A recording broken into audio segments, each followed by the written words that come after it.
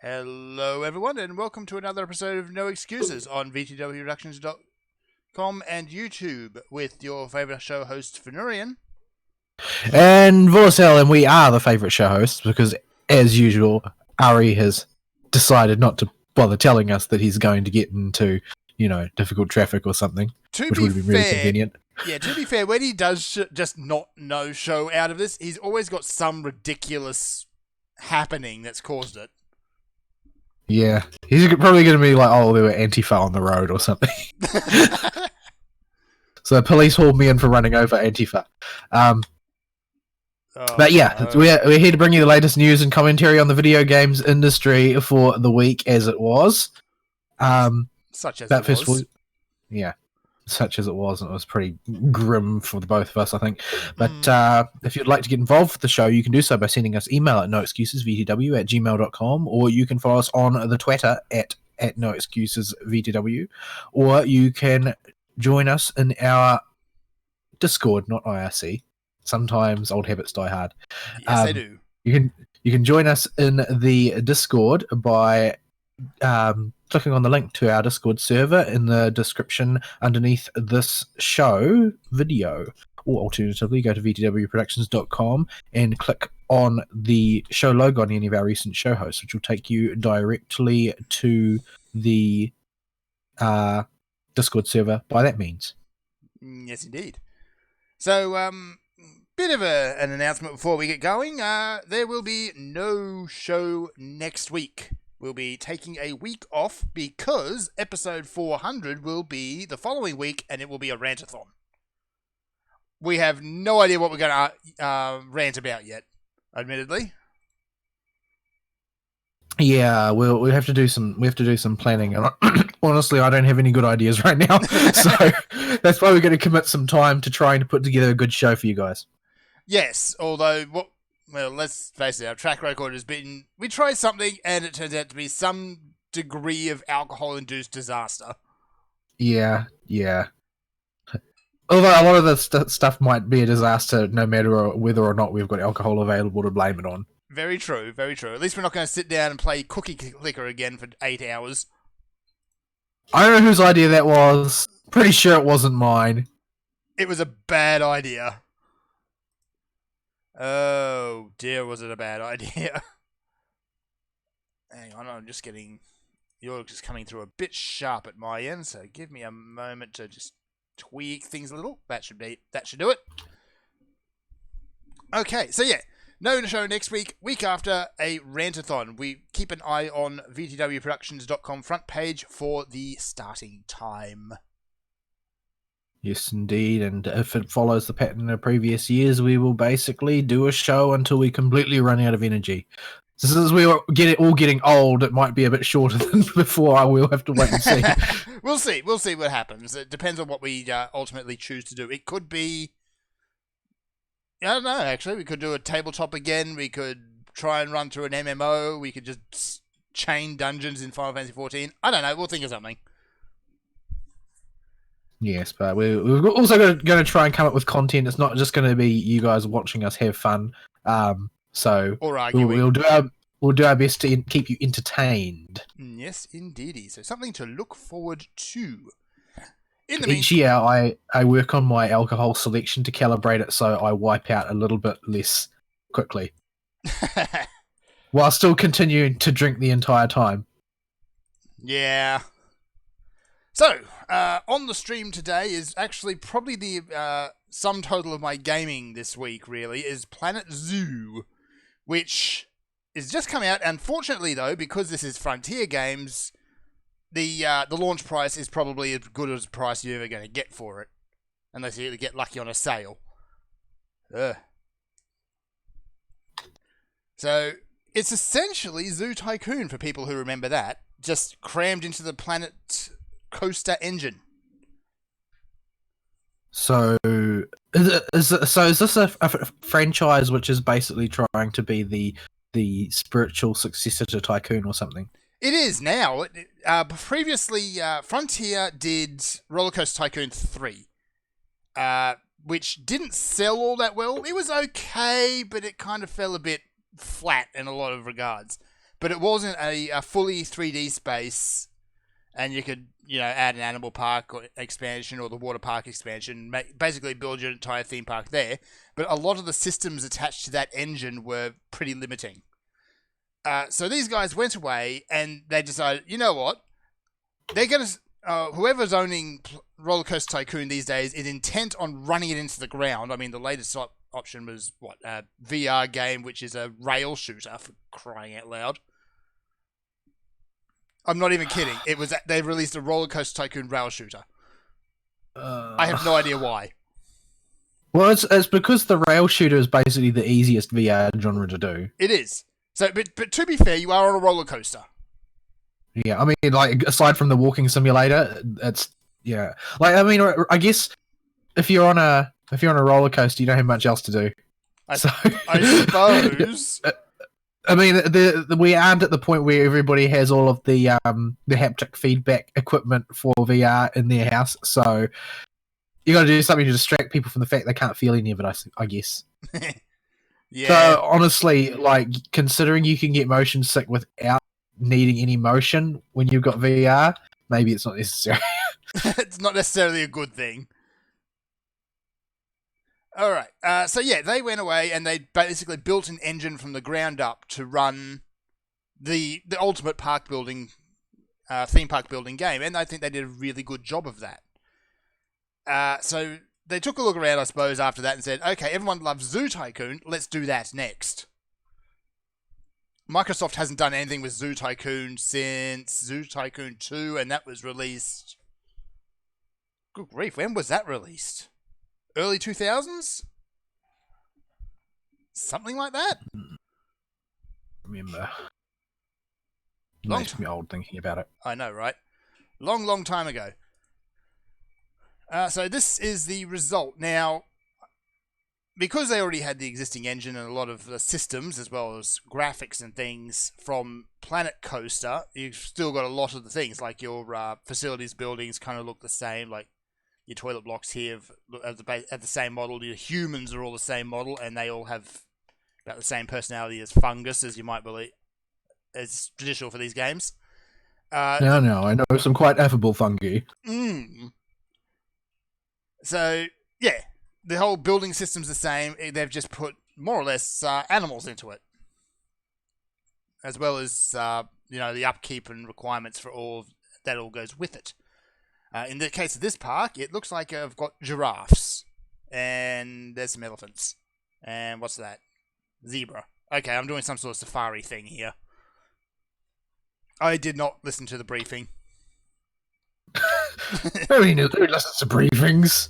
So, it is only new out, and I have already run into a few bugs, and also a few quibbles. For example, anyone who's played Zoo Tycoon is very familiar, ridiculously familiar, with the Thompson's Gazelle.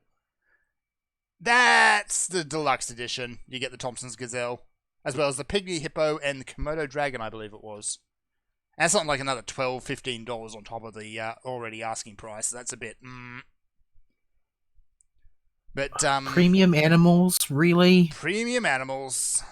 I'm really despairing of the industry these days. It's nothing new for Frontier. Like, they did all the expansions for Planet Coaster, where only about half of them are actually viable and worth getting.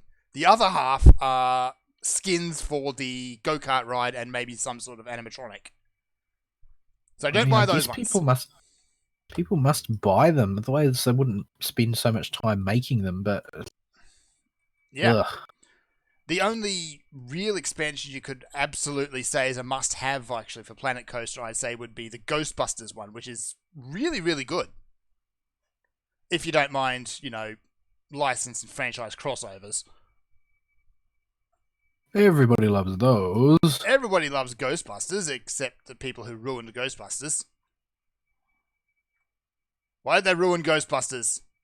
Well, because they weren't aiming to make a good movie, they were aiming to make a statement. They're aiming to ruin Ghostbusters. Well, the two are more or less the same. More or less. Because there are white men in Ghostbusters, and that's bad, or something. Let me see. So going by this, you get a few transport rides. Like, what am I building here? A train, maybe? what is it? A safari car? Yeah, here it is. Safari Jeeps. Same mechanics as Planet Coaster. Anyway, I've run into a few bugs, like when I zoomed in on that toilet block before. Where is it again? I'll show it again.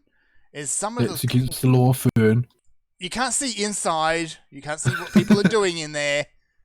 And considering it all fits onto the space of maybe 3 square meters, I have no idea where all those people are actually going. But it's Well, that's normal for a public toilet, isn't it? That's actually true. They are some sort of hyperdimensional gateway. Like, look at that. They're disappearing in there. There's nothing back there, and there's all these people going in and out. But when you zoom in on some things, like this toilet block here, the textures are still very low quality. You'll notice also, particularly with the caged, the animal exhibits, which are, frogs and spiders and spiders and spiders. You can put a lot of spiders in your park if you really want to. That doesn't sound like fun. It's not. Like, I've found that the exhibit animals are very prolific breeders. Like, I could set a breeding pair of, snakes into an enclosure and leave them be for 5 minutes while I go off and, I don't know, polish the elephant or something. Come back, and there's 20 of them. And this is sounding more and more like a horror game. Just fill your park with spiders. Yeah. So, yeah, there's that. The way your guests tend to notice things is a bit janky as well. Like, you can put a staff facility anywhere in your park, and as long as it's even remotely near a path that a guest walks on, they will see it. Doesn't matter how well you've hidden it, if it's inside a building, if it's behind a tree, if it's at the bottom of a cliff, who cares? They'll see it, and they will complain about it. But they will also, at the same time, have a very hard time spotting an animal that is 2 feet in front of them, on the other side of glass. Well, animals might be camouflaged. You can't camouflage... Well, hang on, you can camouflage an elephant. Never mind. You just need to try hard enough, and you can camouflage anything. If you paint it pink, people stop noticing it. That's the somebody else's problem field, in effect. We miss you, Douglas Adams. So I guess I'm building some sort of safari parky, ride here. Ugh. But not like that, no. Not like that.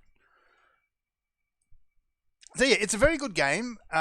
People on the Steam forums seem to be complaining about a lot of various things that I just haven't encountered, and admittedly some of them seem particularly lacking credibility, I'll just say. And how so? Things like animals behaving very strangely, models breaking, things like that. I haven't even seen anything even remotely like that. The weirdest bug I have actually encountered, I'm not sure it's actually a bug, it's more of a dumb design decision, and that is to do with trees and enclosures, particularly with relation to bears. So in a previous save game, I'd actually built a grizzly bear enclosure. Whoops. And put a few trees into it, as you do. Now, these bears like to climb trees, but the thing is once it climbed up to the top of this tree, the game would suddenly start blaring out the alarms that the bear had escaped. I see. It couldn't go anywhere. It was just at the top of this tree. There was nothing for it to jump across to. It couldn't jump over the barrier or anything like that. It was just a bear at the top of a tree. And apparently it escaped. I see. I guess the enclosure's only so high. I guess. In game physics. Yeah, I guess so. So that was kind of a weird bug. What else was there? That's really about all I've run into. The staff can be a bit dumb at times. Like, I've also had a very strange bug where I've had a mechanic just shoot up and hover 30 feet in the air for some reason. Apparently he was trying to fix a broken bin and got stuck up there somehow. I don't know. For a moment, I was like, I was wondering, what does he mean? He's taking drugs and it's making him hover, or I don't know what was in that bin. So what else? Like they've put a lot of detail into it. You can put all your educational boards around, including what I'm going to have to call the shame boards, which every zoo seems to have. wait, what? They call them in the game at terms, and I believe in actual parlance, they call them conservation awareness boards, where it's this animal is dying out, but and you're supposed to feel bad or something. Yeah, it's this animal is dying out, and it's all humans' fault because this and that and the other. Why don't they just replace these boards with big old signs that just say "shame" on them, and that's it? Well, maybe that's less educational or something. I guess. I've got some sort of disease outbreak. I've got to cram all my animals into a box. Wait, what? Yeah. Thing is, with those conservation boards, you can actually, when you place them down and click on the and you select what's on them, you can actually read the descriptions. And yeah, it's full on exactly what you expect to see in a zoo. It's shaming you for being human. Well, how dare you? I mean, how dare you? Who would do such a thing? Yeah. If it's not some sort of passive-aggressive jab at, well, just about everything, then it has no place being on a conservation board. But unfortunately, you can't leave them out because they build your education rating, and education rating gets you money. Does anybody actually feel like... I wonder if they ever have any, does it actually benefit anyone in any way having those shame boards up? Like, does anybody actually feel moved to become a conservationist or anything? I mean, if they worded them in a way that wasn't so passive-aggressively accusatory, I think they'd be very informative. But they never are. Like I did Melbourne Zoo, they had them, and yeah, it was more or less just you're a horrible person because you use plastic. But let me see. Hang on. Let me go. Facilities. Where are they? Well, I mean, to abuse the word of the hour, like, that's pretty much all boomers' fault. That seems to be the big thing these days, doesn't it? It's everything's boomers' fault. Well, I mean, that's because it really is. Well, they haven't been held to account all this time, and people have finally realized, hey, we can actually blame it on these people, and it's actually all their fault.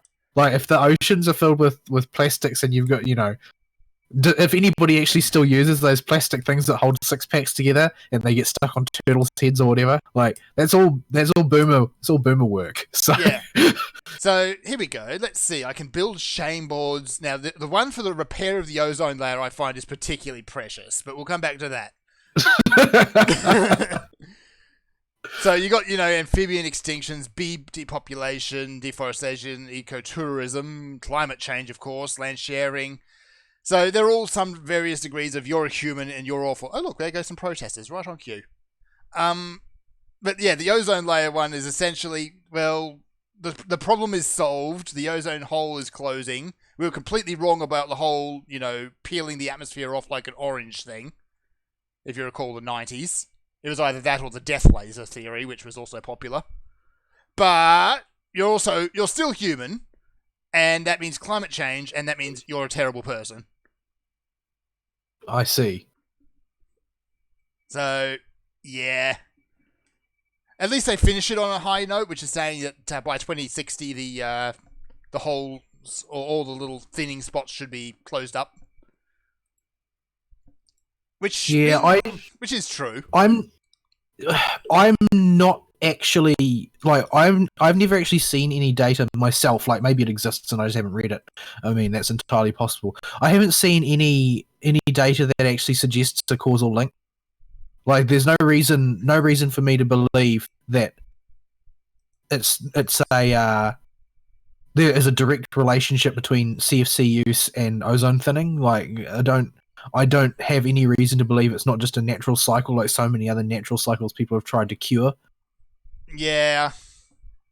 Maybe it's just the time in the cycle based on the astronomical behavior of the climate that the ozone's going to start to thicken up a bit over the next few decades.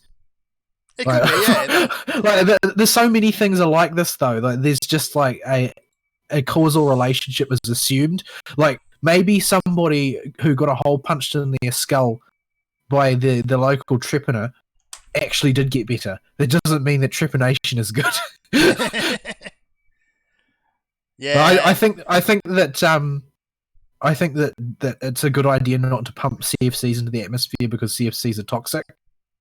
Like, I don't think that it's that you need to do something as reaching as decide that, actually you're going to cause an ecological disaster if you use hairspray too much.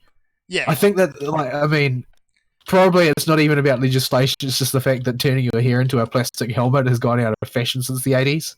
So we've still got an old TV celebrity in it who turns up from every now and again, and he was very famous for having that helmet hair. And 30 years since he's kind of faded out of the public eye, he's still got it. And it looks every bit as terrible as it did back in the day. It's not a matter of whether it looks good or terrible, it's a matter of whether it's part of his image. That's how it works with celebrities, isn't it? Yes. Yes, it is. Yeah, so of course he has to look that way or he won't be able to gain high profile. Yeah. Like, what other ones? Like, you've got the board for the climate change one is about what you'd expect. Like, climate change, the planet comes in its natural cycles, but humans are making it worse. So shame. How can you tell? How can you tell? There is zero scientific consensus on it. The idea that there is a scientific consensus is like one of the most bald-faced lies that the media has perpetrated in recent years. It's been the biggest jokes, honestly, been going in the scientific community. It's, if you want to have a nice, easy life, you set yourself up as a climate change scientist, get yourself an immediate grant from someone, and then every now and again say something alarmist, I guess. Yeah, you got to keep people frightened. That's the key thing. As long as people keep being frightened, everything will be okay. So yeah. It's anyway, back on actual gaming before things get too political. Zoo Tycoon is a very good game. I'd maybe give it a little bit, see what they actually do, but don't... Wait, Zoo Tycoon? Oh, sorry, Zoo Tycoon. Planet Zoo. Same thing, basically. That said, I'd still give it, if you're not 100% gung-ho on Zoo Tycoon, give it a bit, but don't hold your breath for a deluxe edition or anything like that. Right. You might get a bundle price in a sale, but that's about it.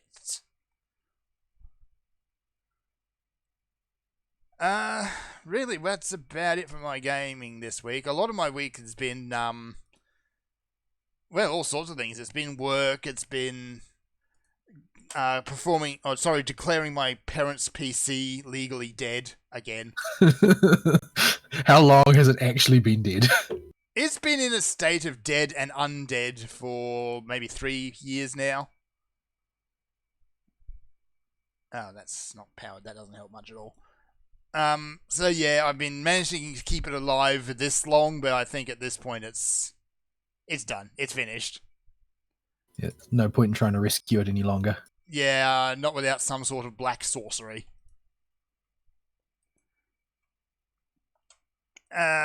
What else is... Yeah, it's just been work. Every day this week it's been something that's happened, and yeah, it's been a whole lot of not fun. Is the Drunk Cowboy season officially over now? Officially, yes. That was last weekend that officially ended with the final race meet of the year. So I'm actually going to be entering into a sensible period of life again for a little while. But Christmas. Yeah, the Christmas parties can get a bit fun. But it's not just Christmas it's like Christmas parties, and then before that there's the work dues. Yeah. And then there's all of the taxi cabs of shame. Oh yeah, the old walk of shame after the night after the Christmas party. Oh boy. So yeah, there's fun yet to be had, but the Cowboys are done, thankfully. and we're sick to death of them, and we wish them all to just go away for a while now. Are they locals, or do they gather from a vast acreage around where you are? Depends on your definition of local and how wide a net you want to throw. Anything within about 300 kilometres would be considered a local cattle property. I guess there is nothing in your area of Australia. Yes, there is. There's big Except old sand. expanses of bugger all. And flies. Lots of flies. Sand and flies. Sand and flies. And sandflies. Really? I think of those as more appearing near water. Yeah, we get them occasionally. Actually, they come out at the dam. Our racist see. dam. Is your dam, like, does it have water in it? Yes, it does, actually. We've done reasonably well, but there's a whole argument I could have, discussion I suppose I could have here about, complete lack of future-proofing of the region and its state government's fault for the drought. But that's not really relevant for this show, is it?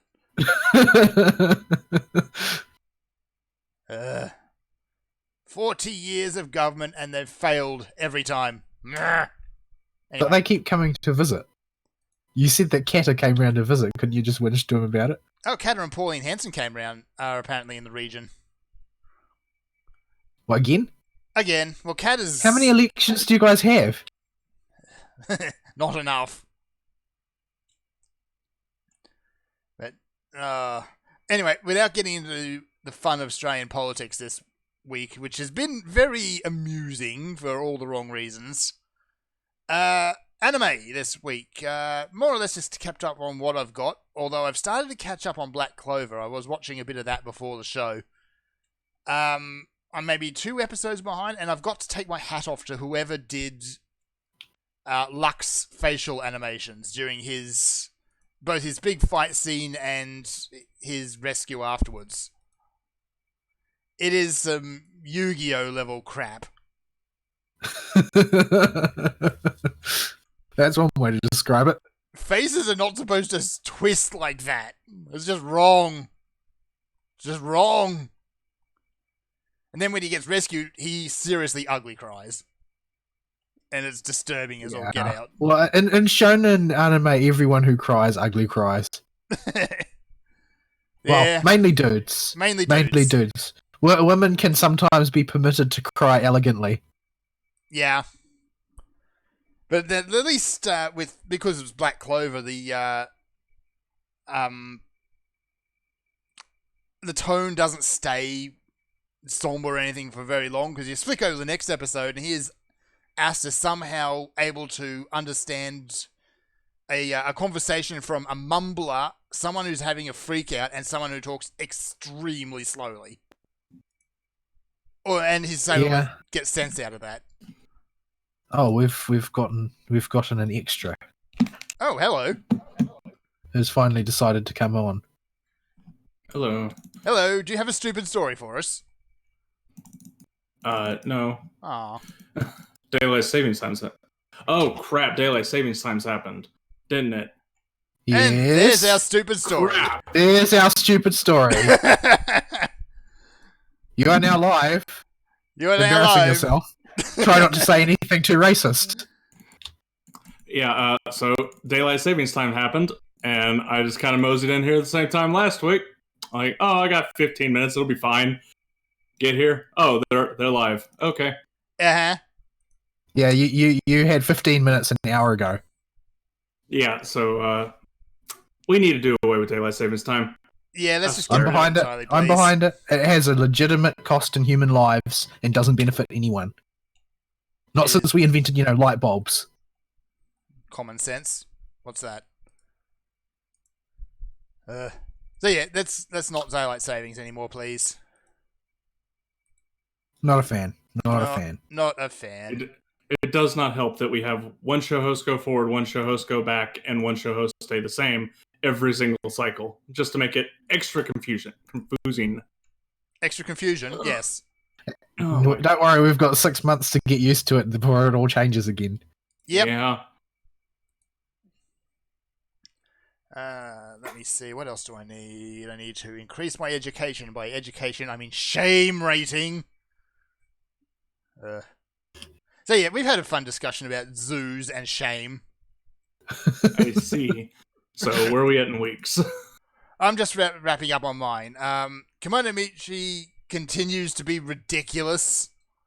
Apparently the antagonist is now being introduced, so that's going to be fun. I'm not up to date on it yet. I suggest you catch up. It is very, very silly and a lot It has of fun. been certainly been very silly so far. I feel kind of bad for I feel extremely bad for Shigure. Even if she's kind of a grifter, she's still doing her best to help the dude out and not really getting a lot of anything out of it. Yeah, I'm a week behind the absolute most relevant episode because I don't want to pay a second subscription for Anime Lab just for one show. But yeah, that Wolfman makes a reappearance. That Wolfman is broken. Yeah, there's so much trauma going on there. He gets more. He somehow gets more trauma. But yeah, the rival is turning up now, so that's going to make things a bit more interesting. And by interesting, I mean completely ridiculous. I've got to say though, the Ant-Man is rather worrying. So nobody seems to question him ever. He makes an appearance and he does something to the adversary couple, the Wolfman and his sister. But you don't see it. You just hear unspeakable noises. Well, I mean, I don't know. Like, ants pretty strong relative to their size, and he's a large ant. These are very Or she. organic noises. Maybe they got fed. I don't know. Maybe. I don't know. What do ants do? Vomit, I guess. They're ants. What are these protesters whining about? They bite you while you're planting trees. They do. We don't have biting ants in this country. We do. We have all the biting ants. I'm pretty sure all of our ants are safe. There are none that can sting and there are none that can bite. As far as I know. That's I because didn't they're know there all were here. species that couldn't. I thought all of them bit. Well, I mean, when I say that they can't bite, I mean that their jaws are too small and weak to actually be noticed by a human being. Oh, okay. These Yeah, sound like like the ones ideal here. ants. Yeah, that would be lovely, but that ain't that ain't how our ants work either. Grits are always poured all over the yards of everybody's houses at the start of spring to kill all the ants. Mm-hmm. Wait, because apparently don't you eat kill the that queen. stuff? We do, but it kills Are you just queen admitting that southern cuisine is poisonous? to ants. 2 ants. Okay. Oh, But no, it's just pure carbohydrate, though, isn't it? How can it be poisonous? I have no idea what it does to them, but it kills them. I don't know. Rice makes birds explode, but you still see them all over Japan. That's true, but the Japanese authorities get very pointed about people feeding rice to birds. I wonder if they have just like the occasional epidemic of exploding birds. Probably around tourist season. Oh my goodness. So yeah, I'm off my rocker because I didn't expect to come into the show like that. I thought everything was hunky dory this week, but nope. Nope. Shenanigans always happen. Every time. Well, you haven't been showing up to work an hour late every day, have you? No, we'll get to that later when it gets closer to my time. But all right. So I'm going to wrap my week up there then. Alrighty. Yeah. So Vol, do a thing. Right, I don't have much of a thing, mainly because I was pretty exhausted after work. This time for a novel reason, because I did finish work on time almost every day this week. Except that the ventilation system broke down. So the laboratory would just get hotter and hotter and hotter as the day wore on. Because it's also summer here, which doesn't help. Although summer in Christchurch is incredibly unpredictable, like it's cold and raining today, because obviously. Well, of course it is.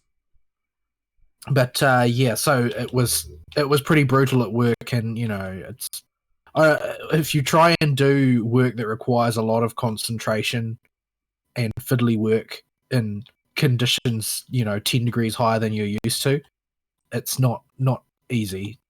When you can go into the 35-degree incubator to cool off, your work conditions are suboptimal. And I also couldn't get the Argata set unless I put the plates one plate high on the bench, because they would just stay liquid because they weren't losing heat fast enough. Oh, fun. It was rough. Apparently, they got a guy in to look at the ventilation system. And apparently, the cooling system has got a crack in the pipes, and needs pretty significant work to get it up to snuff.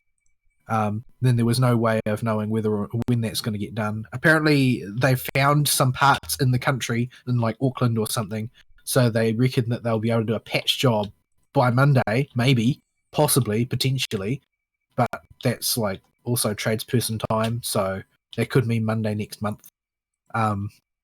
Yeah. So it was pretty rough. It was pretty rough. As far as video games go, I honestly haven't played very many this week because I get home and I just like luxuriating in the fact that it's not 35 degrees in my room. And so I've pretty much been reduced to mobile games again, which seems to be the default when I don't have the energy to play anything else. Also, since nobody signs on to play Final Fantasy with me, I don't really have the motivation to play it by myself at the moment.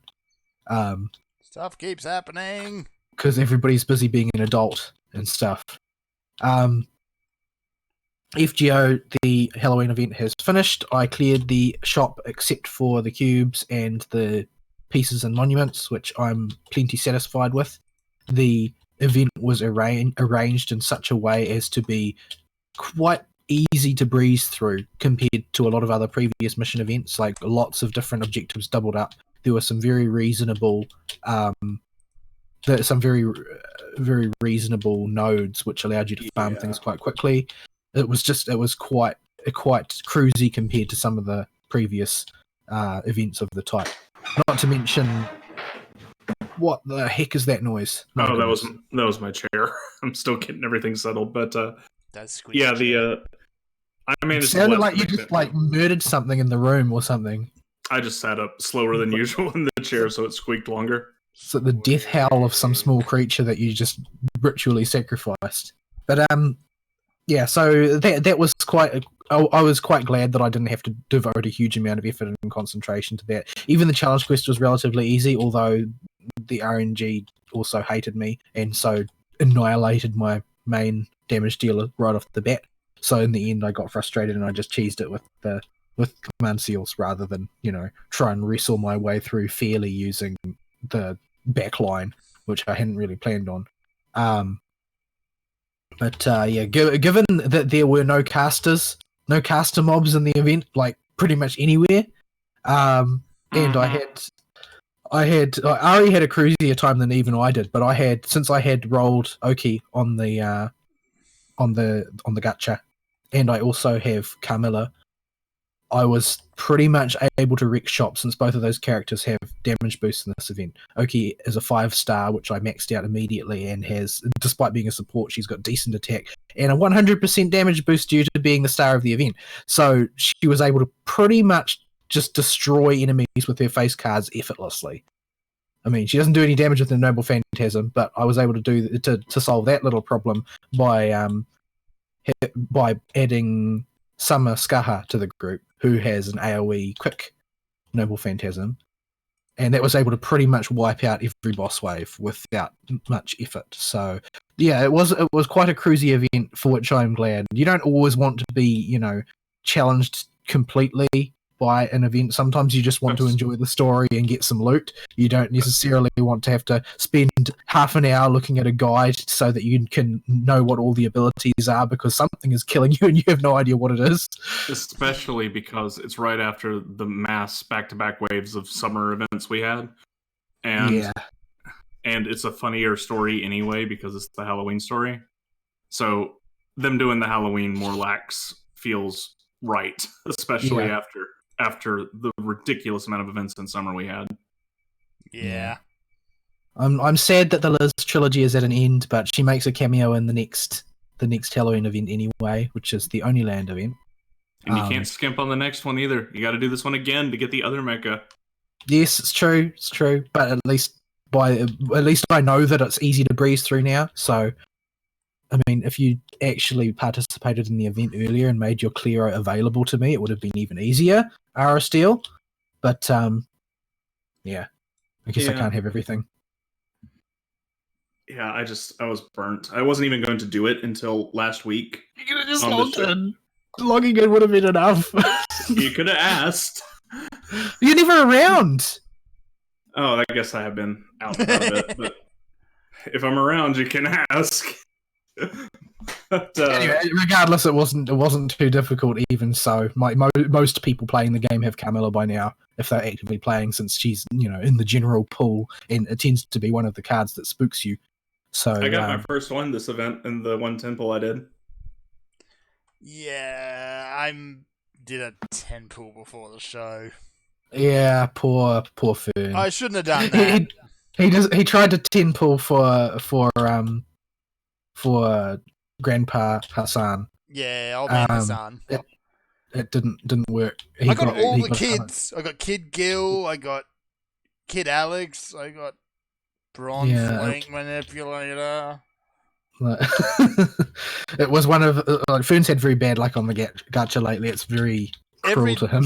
Every time I pop up in the game and have a look and figure, okay, I'm going to spin the gacha, I get smacked back down. Just indulge in the gambler's fallacy. So. Yeah. It's okay. We have proved we know what the gacha thinks now, because I've had decently good luck on everything I didn't particularly care about, and pretty dang good luck if I really didn't care.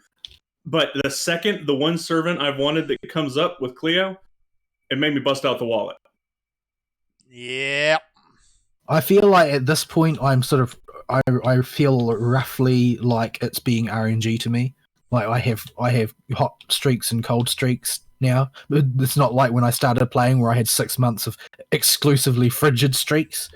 I actually, I get something sometimes and I get screwed other times. Like a normal person, I feel like I'm approaching normal now. I think I'm still, statistically, I'm still below average, but it's not by an egregious amount anymore.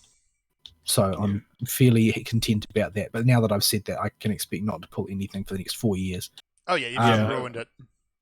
Yeah, speaking of FGO in this event, though, I was not going to play it at all. I was going to totally skip the event. But when you mentioned there was literally no mobs with casters and Cleo had a 50% damage boost, I'm like, that Martha C would be really good to get.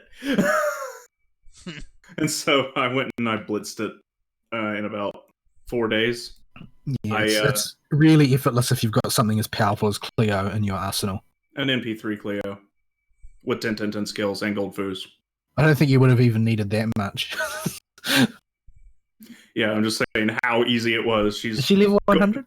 Yeah, level 100, gold food, 10 with everything you could possibly want on an MP3. So yeah, well, that's that. Anyway, I did drop Girls Frontline. I still log into it once a day to get the login bonus because sometimes there are cores, and if I ever go back to the game, I'm going to need them. So, yeah, I've pretty much put that one on the shelf, and I have kept up playing the Ship Waifu game, Azure Lane, except that game is incredibly nasty because it's fundamentally like most. It's more of a collector. It's got more of a collector impetus than FGO. But the dock is not nearly large enough to store all of the ship waifus, much less leave enough room for the fodder and the limit break substitute ship waifus. So I'll probably end up throwing money at that just for gameplay convenience sake, because you can 100% play it without ever spending a cent on it. It's very, very generous in that sense. Like, you don't even feel a vague obligation to buy anything, and they do supply a modest amount of currency, and if you're patient enough, you will acquire enough funny money in order to get most of the gameplay related stuff. But I'm very frustrated right now because I get every couple missions I get the you need to free up space in your dock error message, and I got nowhere to put all of these waifus. There's no second archive to jam them in like an FGO. Oh my Insufficient goodness. Don't you have storage. to wait on the gacha pulls too if you do any? You have to like stick them in a dock and have them construct for 15 minutes to an hour? Oh no, it's more like it's like I think the fastest submarines are like 9 minutes and the slowest carriers are like 4.5 hours. But if you aren't buying wisdom cubes to throw at the gacha, you will actually get more instant finish the construction items than you will get cubes. So unless you are trying to binge, you never have to wait if you don't want to. I see. That's been my experience. I don't know if that's universally true, but that seems to be the case to me. Like I never wait anymore. I just use the instant construction things to get it. I mean, I'm not doing any binges because there's not any rate ups that I'm trying to binge on. So since it's all Ironblood ships so far with this event that it's currently going, and I don't play Ironblood. Predominantly, I play Royal Navy, so I don't really care that much. However, the gacha is still very generous. I've gotten all but one of the rare rate up ships from just occasionally poking at the gacha and asking it for a ship. And I've gotten them anyway. So nice. I've got Graf Zeppelin. I've got I can't remember. Got Ironblood ships have a lot of numbers and letters in their names at times, so I can't remember them. It's sort of hard to identify waifus like that. But I've gotten a couple of the drop ones that are event limited as well. Although it seems that what they do, and this is largely my inference, I'm not really 100% sure how it works, but after an event has gone and had its rerun, if it's a conventional event, like some reruns, I get the impression they come back over and over again, like the special reruns to retrofit ships into their new version, like those seem to cycle around. But events like the current one, which is basically just a mini story event to introduce a bunch of new characters, it seems like they do it once, they rerun it, and then it goes after a while it will drop into an archive, and if I understand correctly, every day you get 2 tickets to this archive, which you can stock up to a maximum of 30, and each one allows you, I think, like something weird, like 15 minutes of access to the archive. And while you're in the archive, you can farm old events for ship drops. No other rewards, but there are ship drops. So if you miss a ship in an event, you can simply dedicate all your War Archive time to each time you've got some tickets to farming the stages which dropped those ships. Okay. So if you absolutely must have one ship and the RNG god just screwed you during the event, it's not permanently out of your reach. That seems to be what's going on there, but I'm really unsure. There's a lot of systems in this game. Yeah. In FGO, for instance, at this point, if you've missed Brynhilde, it'll be a very, very long time before you get her again. Like she just basically disappears from the ability to access her. That's how FGO works. Everything is about dropping tons of money on the current banner. Azure Lane's not nearly so much. You get to roll often. You supposedly, if you're not me anyway, you don't get so much trash because there's only a 30% chance that your pool will be common tier fodder.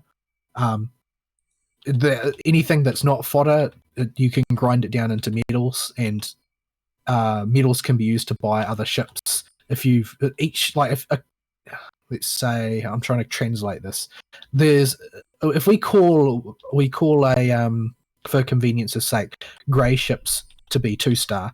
The 3-star ships, which are usually the bulk of your pulls at sort of like 40-odd%, I think. They will grind down into 1 metal, and it's a higher rate for rarer ships, but I think it's something like a straight exchange of like 5 metals for whichever 3-star ships are on rotation and so on and so forth. And there's a rotating shop which has things that you can trade in for. And it seems like every 2 weeks they make available an 80 medal ship, which is straight up 5-star. Just you buy the 5-star outright, and it changes which one is available every fortnight. It seems to be the case. Again, there's a lot of this is just me trying to infer out of having played the game for 2 weeks, or more sort of like 1 and a bit weeks. But yeah, so there's a lot of very player friendly systems in there that ironically make me more willing to spend money on the game because I feel like I'm not being kicked in the nuts so much, except for the fact that the dock is tiny.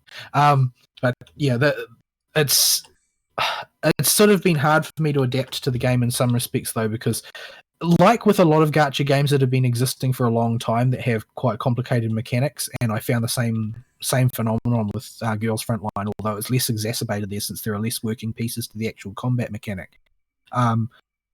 Pretty much all of the advice that you see online is how to build fleets for people that already have everything under the sun. Like they've already spent tons of time farming up equipment of all different kinds and whatnot. It's like, oh well, this piece of equipment will be the best one for this ship at this particular tech level and so on. And I'm like, yeah, but I don't even know where I would get that weapon. So that's less than helpful. Yeah, I think that there is like an enormous page of maths on the wiki which explains how to determine by looking at the raw numbers how good a piece of gear is. But there's a certain amount of, like with all these things, there's a certain amount of player wisdom goes into it. Like, well, this looks really good on paper, but when executed in practice is bad. So there's a lot of things like that. One example is the twin carriers, the twin Imperial Japanese Navy carriers, Kaga and Akagi. You usually use them as a pair since they buff each other. But their one of their special skills is they launch their first airstrike after 50% shorter amount of charge time, which sounds like kind of trivial because it's just the first one in the stage, and you usually throw that at trash. But what it turns out is that actually results in them doing usually 20% more airstrikes over the course of a stage, because the stages are short, than a competing carrier. And you can only sort of find out this pattern once you've got enough experience to determine sort of like the average length of a stage and what you're going to need to use the airstrikes against and so on and so forth. So there's a lot of like player wisdom that's not included in just looking at the raw numbers. You can't really see the perspective very well. Unfortunately, there's a lot of advanced concepts in the game that are being attempted to be communicated to me by these guides that I cannot internalize at all, like using particular artillery guns on battleships that will adjust the shot recharge timing relative to other battleships and that sort of thing. Thankfully, most of it is only relevant to the PvP mode, and from what I can tell, the PvP mechanics seem to largely take the form of trolling the crap out of your opponent. Fun. Everybody is trying to basically have the most trolly fleet, because that's basically how you beat your opponent, is by having something so obtuse that they can't find a way around it. So there's the impression I get anyway. So yeah, it seems to be a mechanically interesting game as well as having lots of waifus in it. But gotta have the waifus. Yeah, so I'm kind of having fun with it, but I'm engaging with it in the same way that I engaged with FGO when I started FGO, which is, there's a new event starting, so this is a good time for me to start because, there's a rate up going, there's an event going where I can, participate in something that I'll get different drops, and there's an event shop to buy loot from and so on. That all sounds good, except that it's just like FGO. I'm massively ill prepared for the actual challenge in question. So I'm currently just sort of dragging myself, dying and bleeding through the event, trying to find a way to beat each of the stages when I don't really have a clue what I'm doing and all my equipment is garbage. So, yeah, very much like the Kara no Kyokai event when I started FGO. And I made it to the end of that one, so I'm at least going to make it to the end of normal mode of this one. I hope. But, yeah. As far as anime is concerned, I haven't picked up any new series due to, I don't really have the additional time required to do so. Most of what I have managed to keep up with has fallen into the pattern of, well, they're more or less continuing where they left off. There's not really any dramatic improvements or things, turning out to be way worse than I thought or anything like that. It's more or less things have been proceeding as they were. So it's sort of like the season is kind of average. But regarding the fact that previous seasons, the last few seasons, have been quite bad, average is looking pretty good in a lot of ways. And there's long runners that are entertaining to keep up with, and there's new seasons of popular and well liked ones like Hiroaka and that sort of thing. So yeah, so far it's been a good season, but there's not really much to write home about in there. I'm going to like Absolute Demonic Front of Babylonia regardless of what happens, but yeah, it's in an era where a season of anime was full of good shows, this would have been a bad season, but these days it's not. So and there's a modestly reduced number of incest romances going on. Like, I don't think I've watched any, so I'm going to consider that a big plus. That is a massive plus, and it shouldn't like, be. This is not something that should come into the arena of discussion, like, ever. Unfortunately, that is not the world we live in, and Ari is currently being trolled by that in his own video game playing this week. But yeah. Anyway, I don't really have much else to speak on this week. Hopefully, things will start to clear up once that ventilation gets fixed. And I've got more days working in the GDS PCR role this coming week, so I won't be so tired out, since that structure of day is far more predictable under normal circumstances. I very much prefer working in the reading department because you can schedule your work and then do it without anybody bothering you, which is like the ideal work day for me.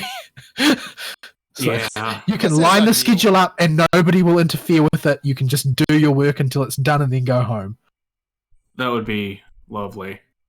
That isn't life, though. Shenanigans always happen. Yeah, and of course everybody fights over that job as well, because when you get assigned to it, you at least know that even if things get busy or difficult, it's still going to be, you can schedule it and you can determine, okay, so it is very busy, I'm going to stay late, but I won't suddenly get surprised and have to stay, 3 hours late. It'll just be 30 minutes. Like, it's not like that. You don't suddenly have changes when you're working in the reading department because you're downstream. You aren't doing anything new. You're working on downstream work. And you're doing a great job doing all that, and then because some idiot was smoking near a smoke detector, the fire alarm goes off and you got to leave the building. That happened once, but we got it. Well, it wasn't smoking. It was somebody had. I think that they'd set up a hot plate underneath a smoke detector or something. Oh, genius. But yeah, that did happen once, but they sorted it out relatively quickly. I didn't fall too far behind schedule. The thing which normally drives me behind schedule is, quote, training sessions, unquote, and other similar things like that. Or somebody wants to have a farewell morning tea for someone who's leaving, or some cultural thing. Like, I think the Indian contingent are holding a Diwali morning tea or something like that this coming week, which I'm sure will be a humongous interference. Yeah, on the plus the side, food will it's be good, to not work. Yeah, the food will be good, but the thing is, even if you don't work, the work will still need to get done. Yeah. You're just delaying it. It's just an elaborate procrastination technique. Yeah, no, I'm not really one for procrastinating when I'm at work, because every second you put the work off, you're putting off going home, and I want to be at home. Anyway, I'll leave it there for my week. All right, y'all have been going for a while, even though I haven't been here. So we should probably go to a break. We probably should. So we're going to listen to some music, and we'll be right back in a minute.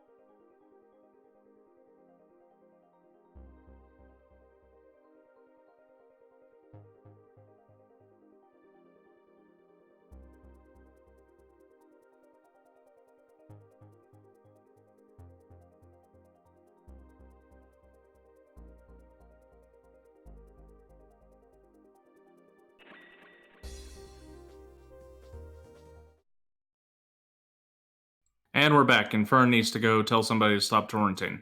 Apparently, although if it's anything tied into... Oh dear, I seem to have African wild dogs that are fighting. We've had some fun, actually, over the last week in town where people's phones and any other associated internet device would be randomly forced back onto 3G. And the 3G network is hot garbage at the best of times. Yeah. It's looking like the best option for this show is going to be, I guarantee you we're going to have to just upload the archive you got on your local hard drive instead of, and just kill the original stream, because this could get spotty. Oh, that's okay. Watching the gauges, that's not going to make too much of a difference. Oh. Yeah. Yeah, because he's picking us up as garble as we're picking him up. I thought about it. So I'm going to keep trying to work on that while we do other stuff. Yeah. So I suppose we'll just rock and roll with it. We're at the end of All's week, and we'll just see how it goes while Fern plays with it. Yep, do a thing. So, Vol, you got anything else in your week? Nope. Okay. So my week, well, the real life stuff in my week was a whole lot of work.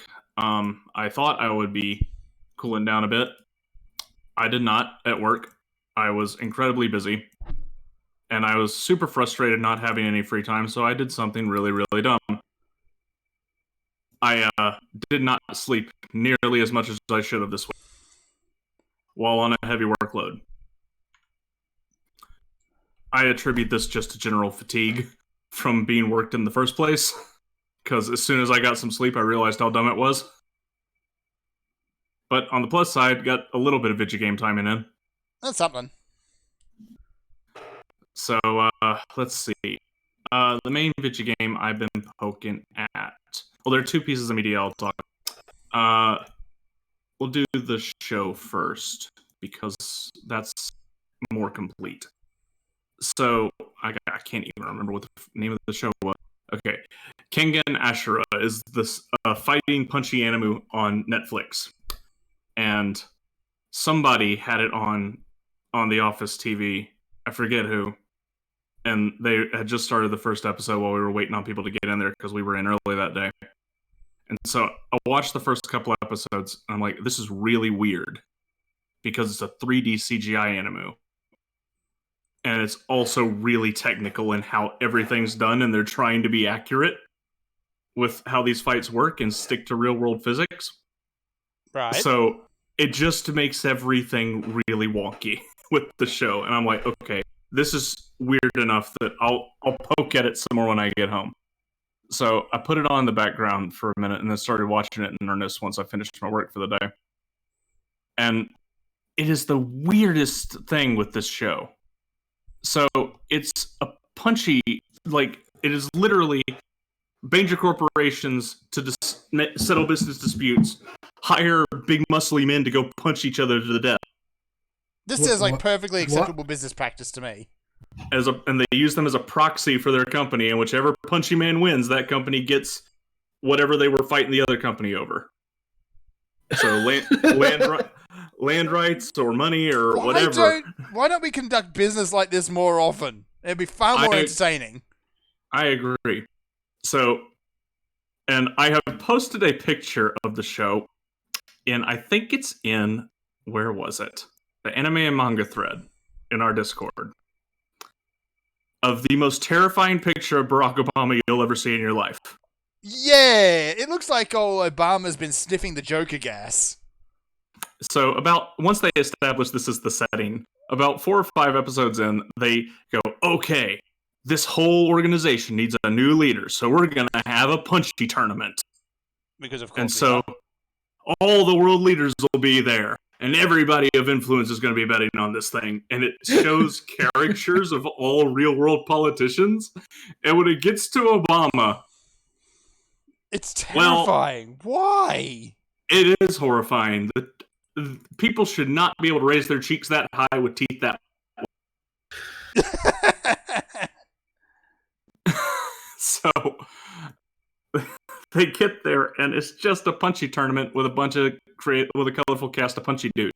But the interesting thing is watching this show try and mix wonky anime power-up shonen tropes with real-world physics and real-life martial arts. So, like, the protag can increase his heart rate to make him move super-duper fast, and do funky things with his muscles, but he still has to adhere to real-world physics the whole time he does it, and he has to show how, and the show will go out of its way to show every technical motion and movement he makes and why it's important. And when the not so superpowered fighters punch each other, they just go into full breakdowns of every fighting style on the planet, every martial art, absolutely everything. It's really weird. But why? It sounds like complete nonsense, doesn't it? It is. It is really silly, and it's also just testosterone poisoned. But naturally, that's kind of what you sign up for when you watch this, so that's a thing. But you're not getting any character development. This is just junk food for when you're dead after work. There is no greater story here. There is no deep thunks. It is just muscly men punching each other. A 600-pound fat man in one case. he was the Nintendo representative, by the way. Wait, what? Did he have a mustache? No, well, he had an itty bitty one. I'll give it that. Apparently, in the Nintendo's backstory, they're called Nintendo with an E instead of I. Their representative in this universe is this great Tibetan this great Tibetan hermit that lived with his village, not hermit, but a savage that lived with his village, and he was the strongest of the village and is loved by his people. And so a man came down and said, "I will let you fight stronger people and show you a better life." And his village encouraged him to go to get even stronger. But because it's Nintendo, he just gets hooked up with all these luxuries he didn't have as a guy living in the wilderness. So he just sits in front of a TV playing video games all day. He gets really fat. I mean, can you fault him? I mean, it's what we try to do, but we have jobs. Yeah, life keeps happening. Man, sucks. So yeah, McDonald's has a dude. He's a stereotypical American puncher dude with just grilled on his teeth in silver like plates. Why? It's horrifying. What, you mean Americans don't all do that? No, no, we don't. That one is not true. I mean, I suppose the other alternative would be terrifying clown. Well, that's his boss, who is the McDonald's rep. Damn it. The McDonald's stand-in. So his boss has like the face paint, the Ronald McDonald outfit, and everything. It's a weird show. I don't even know if I can recommend it or not, because I don't know if I liked it or not. It's just really weird. You had an experience of some sort. It is one that I bring up because there are very few pieces of media that I just genuinely don't know what to think about after it's over. And for not the right normal reasons, I would say that. I was just left with a serious sense of, what the heck did I just watch? You watched a thing, apparently. Yeah, but yeah, it's junk food. You can totally put it on and do something else at the same time and watch it. There is no deep thunks at all going into this show. It's just dudes punching each other, and the show going out of its way to explain in detail how they're punching each other really good. Oh dear. So, yeah, that's the thing. It's on Netflix. There's 2 seasons. So Netflix immediately makes things marathonable because that's how it's built. But, yeah, you can take a look at that if you want. I'm not going to endorse it or tell you that it's awful, because I really don't know what I think. But yeah. Next up is the majority of what I spent my free time doing this week, and that was making progress in Trails of Cold Steel. So, this game has, you can tell, was like one of the great epic JRPGs of the era of the day it was released. Because the greatest invention for a person with a job, I've come to conclude, is the turbo button. The button that speeds the whole game up by 250% whenever you tap it. Falcom are big fans of it. And I love them for it. Because and you can tap it on and off whenever the heck you want, even in the middle of cutscenes, and it'll speed the dialogue up to accommodate it if you really want to listen to it. Doesn't even pitch it, just speeds it up. So everybody talks really, really fast. But, yeah, I usually turn it off for cutscenes. But, everywhere, like, battles, after I've got the hang of the combat system and saw the animation the first few times, that turbo button basically never comes off if I'm in the field doing normal RPG stuff. And I don't know how. Abo was the guy that recommended this, or pushed me to play it. I knew about the series, but and had always wanted to get into it, but he pushed me to get into the Cold Steel series. You seem to fold every time Abo asks you to do anything. If he asked you to do something, wouldn't you? I don't know, he's never asked me to do anything. There you go. Except for Gemma's gear. So yeah.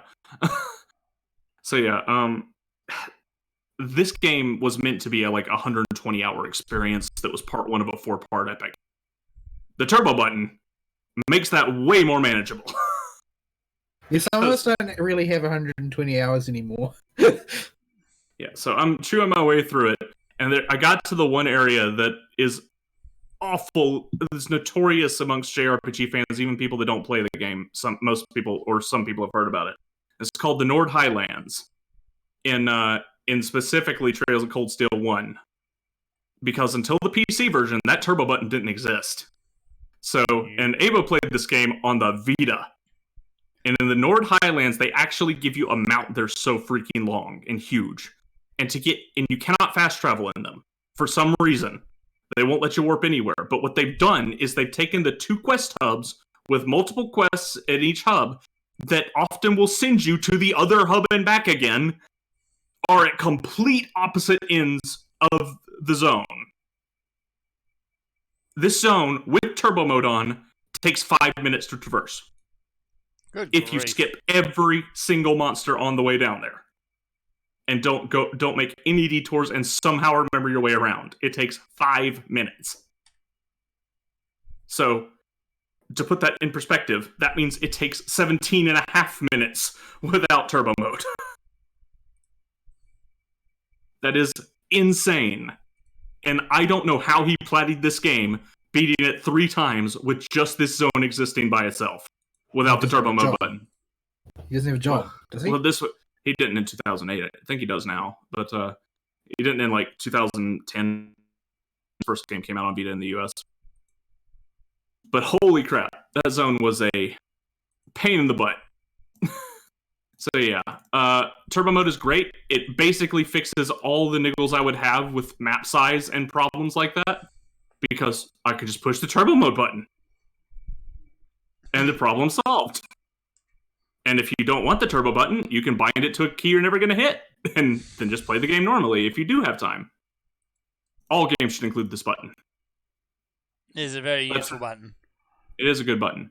So, yeah, singing the praises of the turbo mode button aside, stuff is turning out pretty interesting finally in the game. Stuff's finally picking up and rolling. The series is known for going into extensive detail, and you can get really wrapped up in just frivolous junk that doesn't even track on the completion record, because every single time you complete any kind of major quest objective, don't even have to finish the quest sometimes, just complete an objective, every new NPC in town has new dialogue for you. Sometimes small little voiced events for you. Just stuff most players will probably never see. And you can get really lost in the world building of Erebonia just by going back to town occasionally and talking to random people. There are so many books that show up everywhere that tell you the history of this place, and so much junk to find that's just for RP value. They are totally okay with putting a pathway that says this goes to another town, and you would think, okay, they won't let me go down it yet because the classmates say we got something else to do right now, but surely they'll let us go down it right now. No, it is just for RP value. The only reason it looks the same as all other exits is just because it needs to be consistent. That's how obsessed they are with their RP flavor stuff in this universe. So it manages to subvert a lot of tropes in this way, where you'll think the game will be telegraphing something early, like, oh, this area will clearly open up and be explorable later. No, it won't. It's just there for RP value. You're never going in that room. They do not believe in Chekhov's gun at all. They're allergic to it. So you just got to kind of roll with the story as it comes. And it works fine. It's super foreshadowing is a little overrated anyway, especially in video games, where your player choice is already going to get in the way of that, having the same impact that it would have normally. Also, players of video games, and particularly JRPGs, tend to be super paranoid about those things, so it ends up not being any kind of surprise or interesting facet anyway, because it just people get too trope aware. Yeah, and they do a good job of subverting a lot of tropes in ways that are actually fun and interesting instead of just for the sake of subverting them. Like, 2 of your party members will not be able to connect with each other and do link attacks for up until a certain chapter in the game. And they'll be both humphreeing about it, and you're like, oh great, they had a fight or they hate each other or something. No, they're both fully aware of the problem and trying to fix it. They just, for some reason, disagree with each other and know they disagree with each other and are trying to find a way to work it out. It's really weird. You would totally expect these two people to be screaming at each other and go have a punch fest, which they do, but they do it after calm discussion and mutual understanding rather than rather than disagreements. And then these two girls, after they punch each other, are like, okay, now let's punch the pro tags. Wait, what? Yeah, so then she punches you, and you play as her and the girl she was fighting with, and you have to beat your pro tag up and the buddy he was with that particular moment. That really makes just no sense. Yeah, it makes sense in context. So, as I've been forewarned and expected, and went into the game expecting this, but Trails of Cold Steel 1 is just set up for the rest of the series. This was built to be, I think it was originally going to be a trilogy and wound up being a quadrilogy, but this was a multi-part game from the start, from its conception. Yeah, from what I've heard, the game really doesn't start firing on all cylinders until the third one. Yeah, that's when the main myth arc starts taking over. But the first game is all set up. This is Erebonia. This is the world they live in. This is Epstein. He invented orbital technology and also didn't kill himself. But yeah, they go through and show you the history and get you introduced to all the characters in this game. And a whole lot of this game just seems like it's going to leave plot threads hanging and not resolve them by the end. Because a lot of the way they're handling some of the storytelling, which I can't really get into without spoiling stuff, but they just don't care that this is going to be put off for a later game. And it's just a mentality you don't see very often.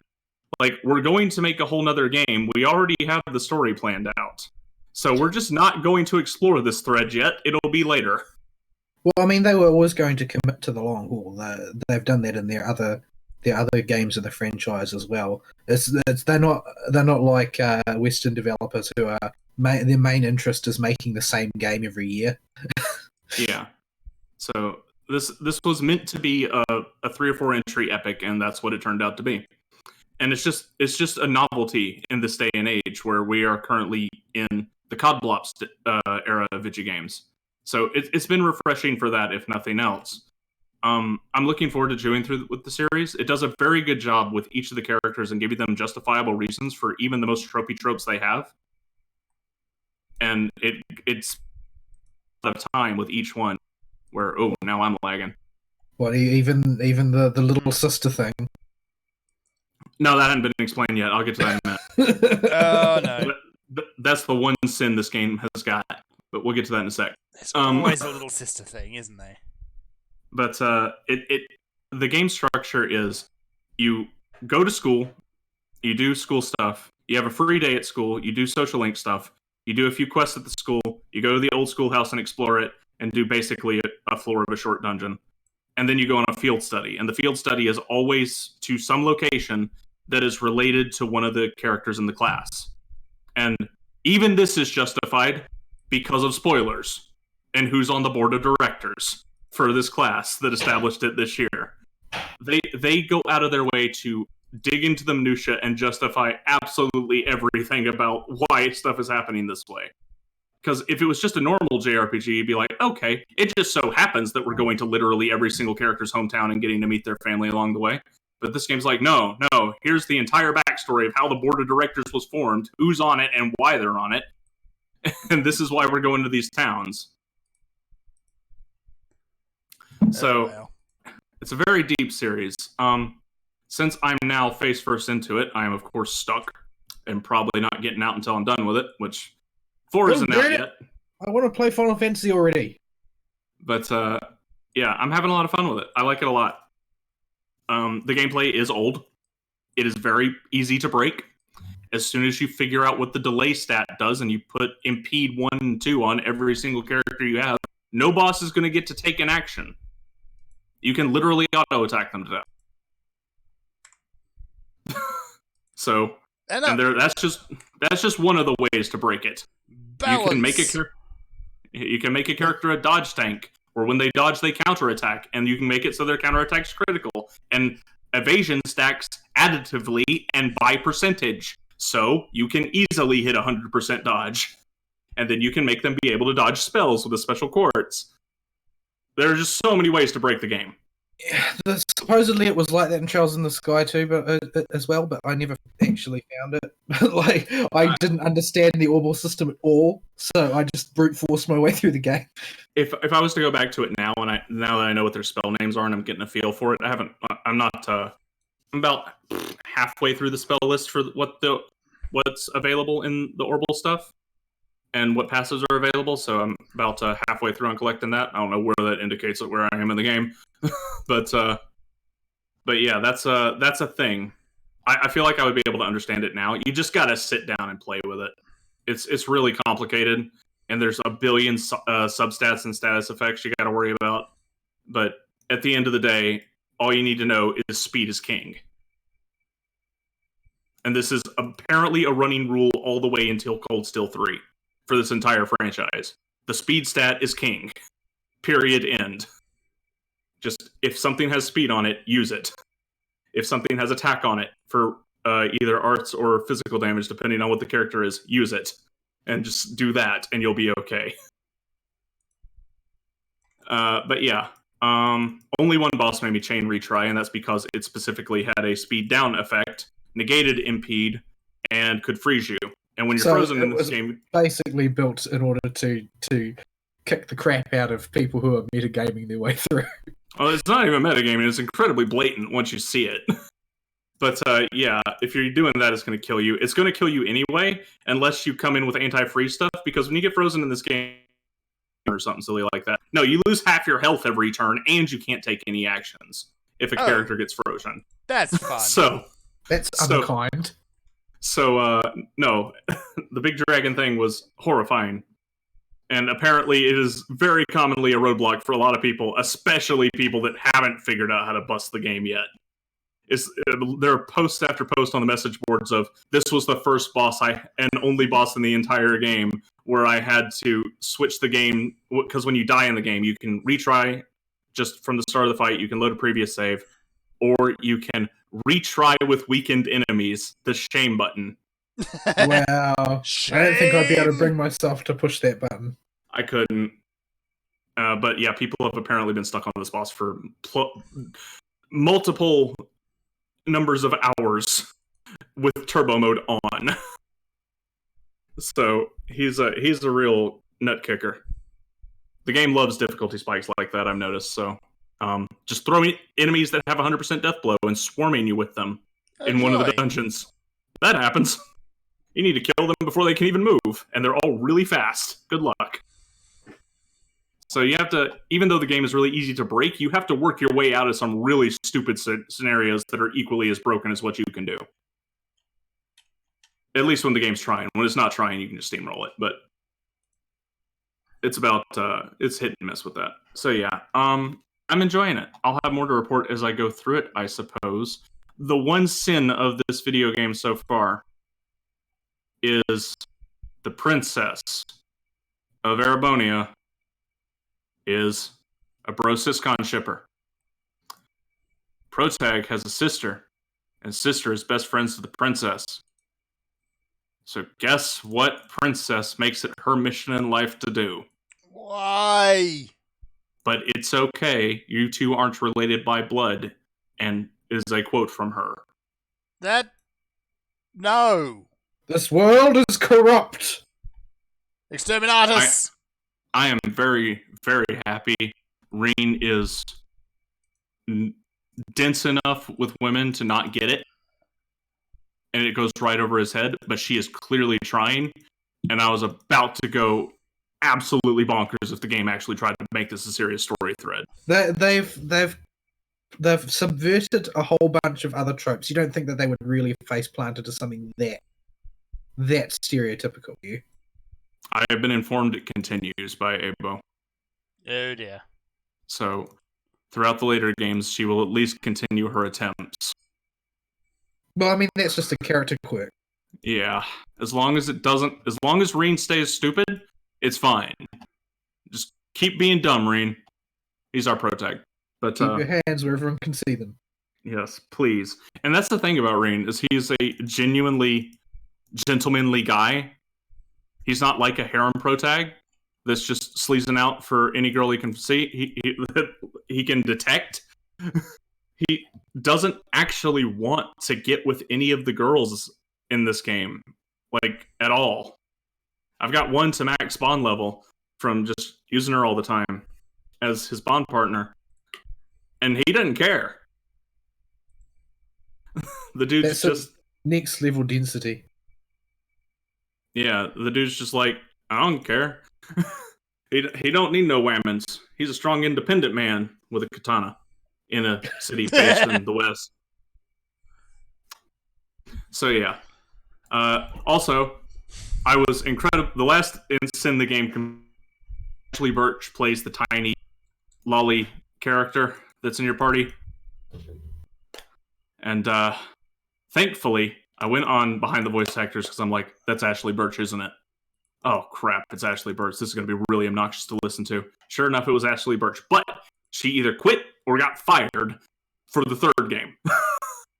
So, she will not be playing that character for the whole series.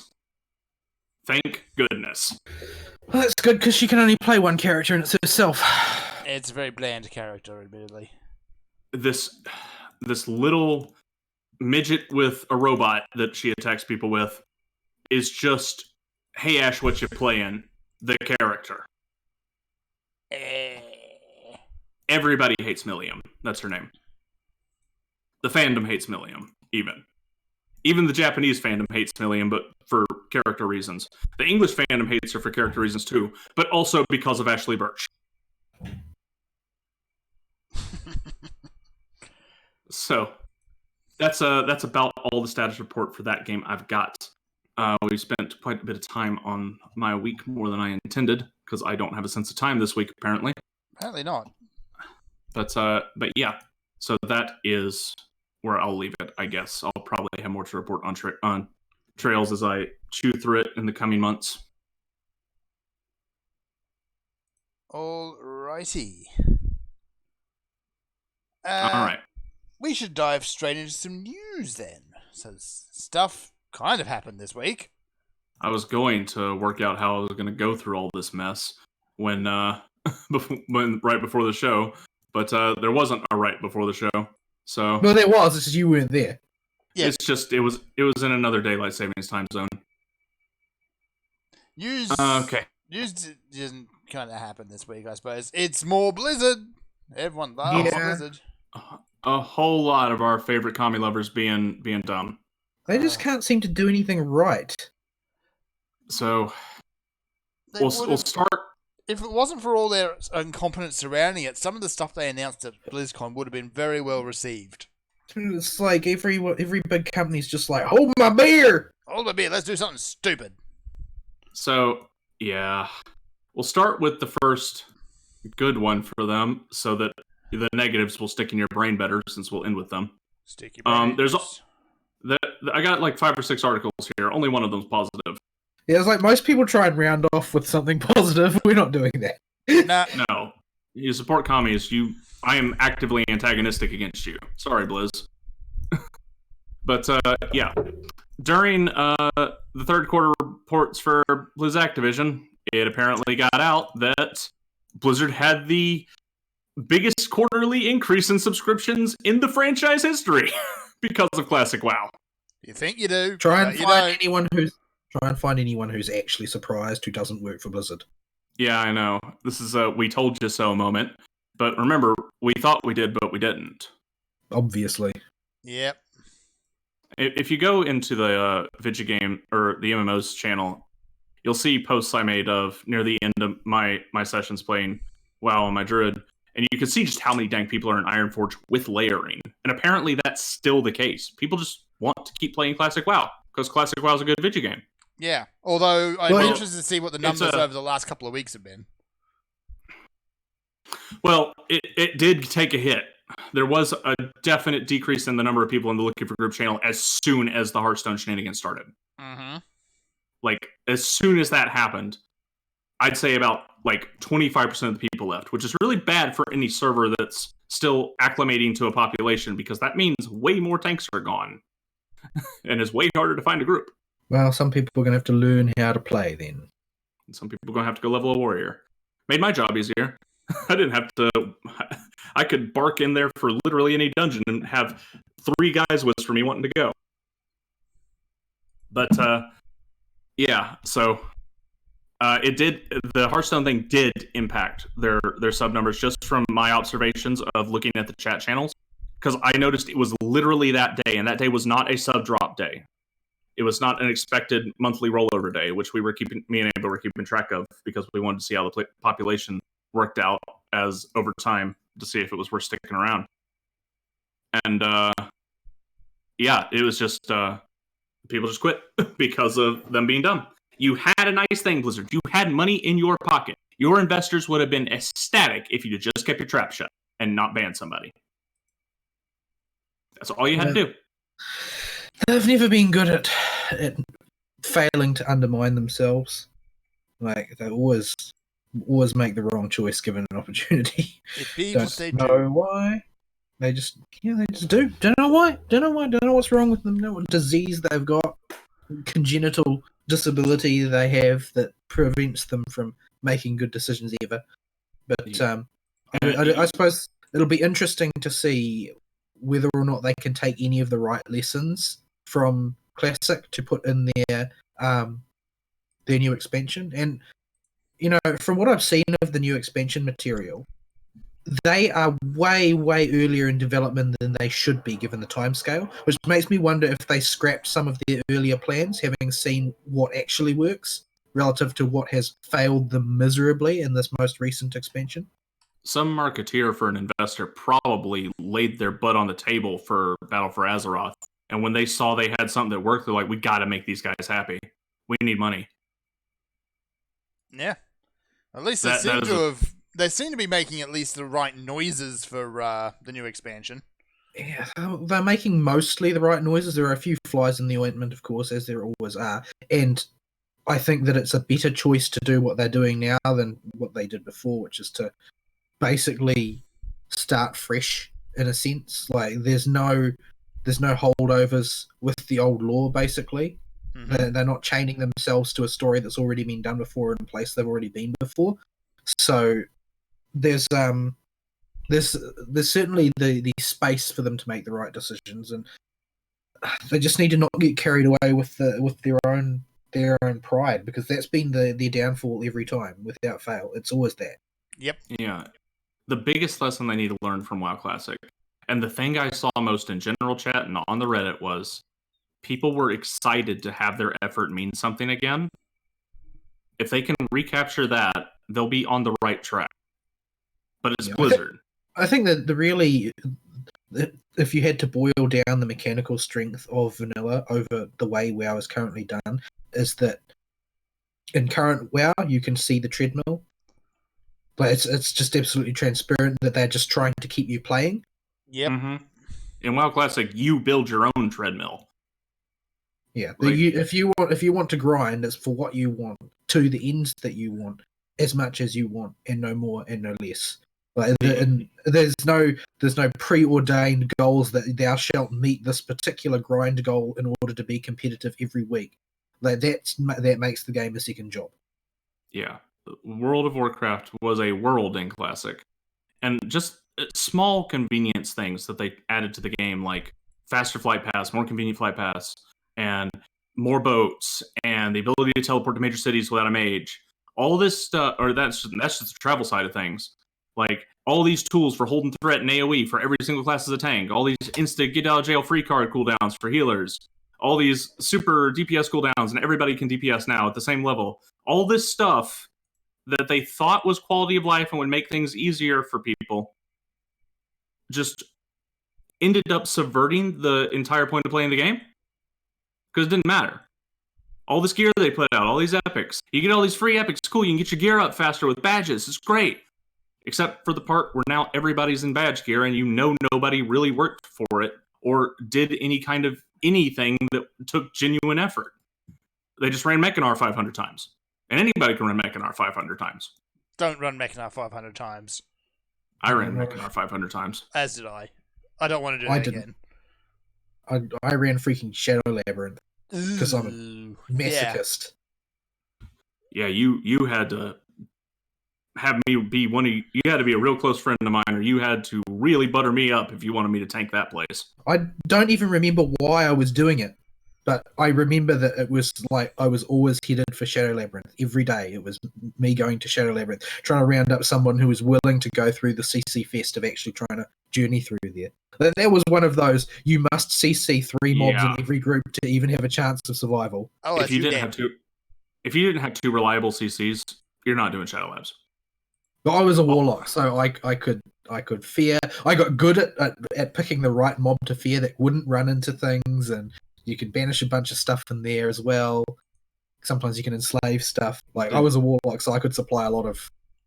I always had the succubus out, not because I cared for anything except the seduce button. Like, just everything is about managing CC in that place. Yeah. Yeah. The only dungeon that was more... Well, there were a few really obnoxious heroics. The worst one was Akanai Crypts. By That's far. because nobody wanted to go there, ever, for any reason. Because the first boss was so freaking hard. His numbers were just way too big for that level of content. Mm-hmm. Only the first couple times you did it. The real problem was that there were only 2 bosses in there, so the rewards never ever were worth the time that you had to put in.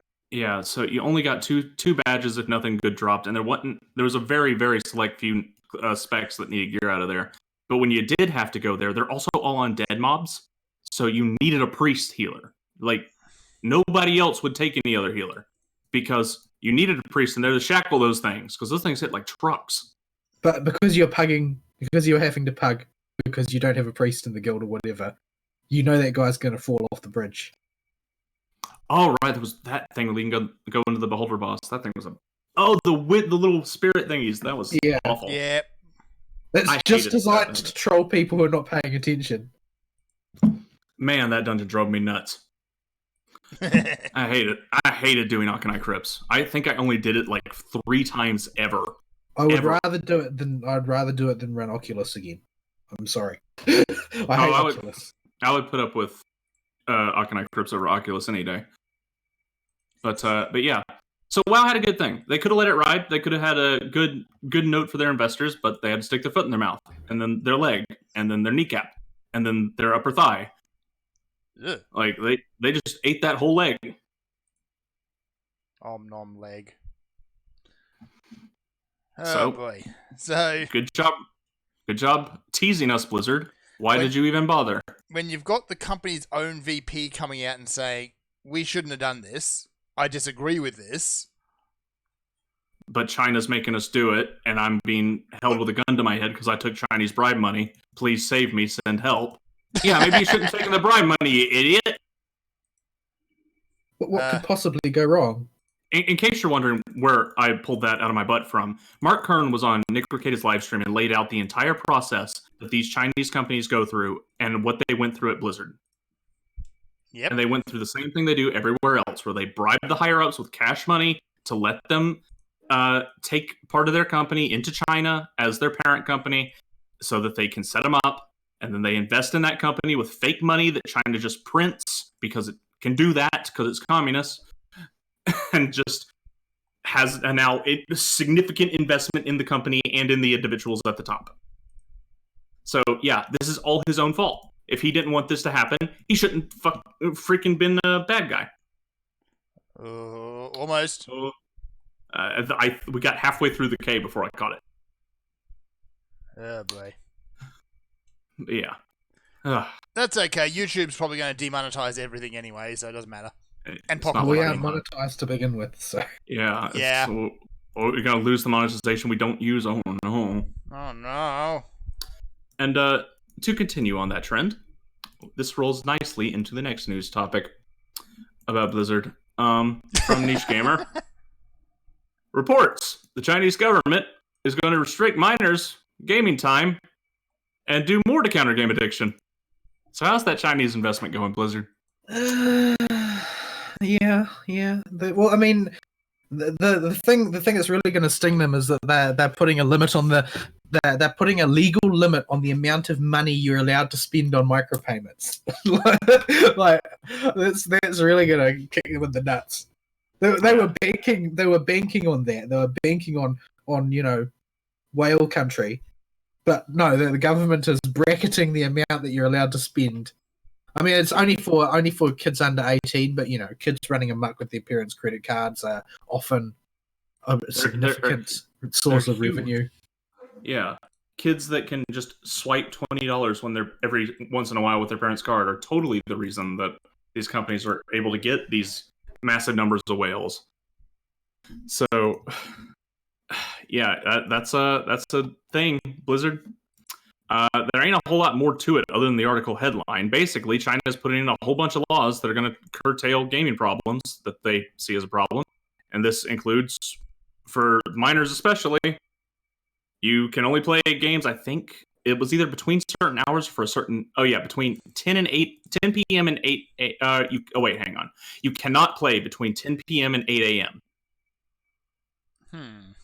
You can only play for 90 minutes a day.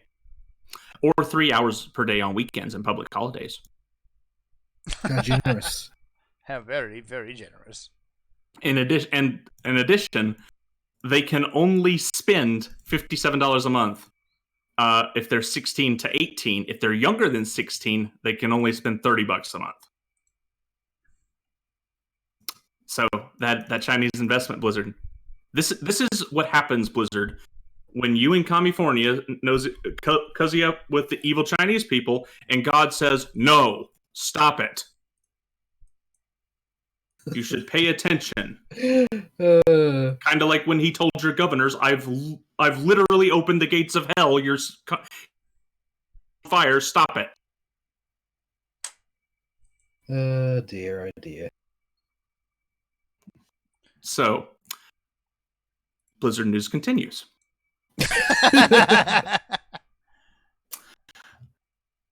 Diablo 4 will have expansions and cosmetic DLC, both of which will cost money. Yeah. Not too surprising, but still another tick, a minor tick against Blizzard on this one, because this would not be a purchase killer, but it is a... There've been a lot of note. There've been a lot of arguments over the semantics of exactly what was said, but I mean, if we're going to take the actual behavior that we see manifest, it's probably going to mean the worst of what everybody thinks it means. Yeah, usually does. Because it was not a bald statement. It was sort of a back and forth discussion. But the gist of it is ultimately that they're going to nickel and dime you to death. This is not only the company, but the franchise that did the real life, real money auction house. The thing is, this is just moving further and further away from what Diablo is supposed to be. Like, to me, this is functionally an expansion of them trying to make it into a MMO, because they've already talked about that to some extent, right? That it's going to be again always online, but you're also just going to encounter people randomly.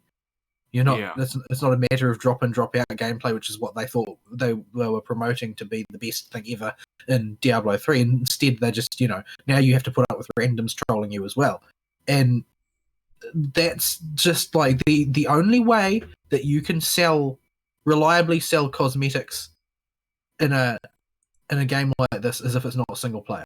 Is if you're going to be showing what you're doing to other people. Yeah, if it's always online like it is now, that's the fact. Replace it, because otherwise people just mod. It's not even just that though. It's like this is you are no longer participating in the gameplay loop to get the cool thing. Yeah, the thing about looters, right, is the look of the things you get is a huge part of it. Any game that has a loot confetti system, getting gear that looks cool is part of the appeal. And being able to just buy the coolest looking thing is going to turn a lot of people off after a month or two when they realize they don't have anything they really want to grind for.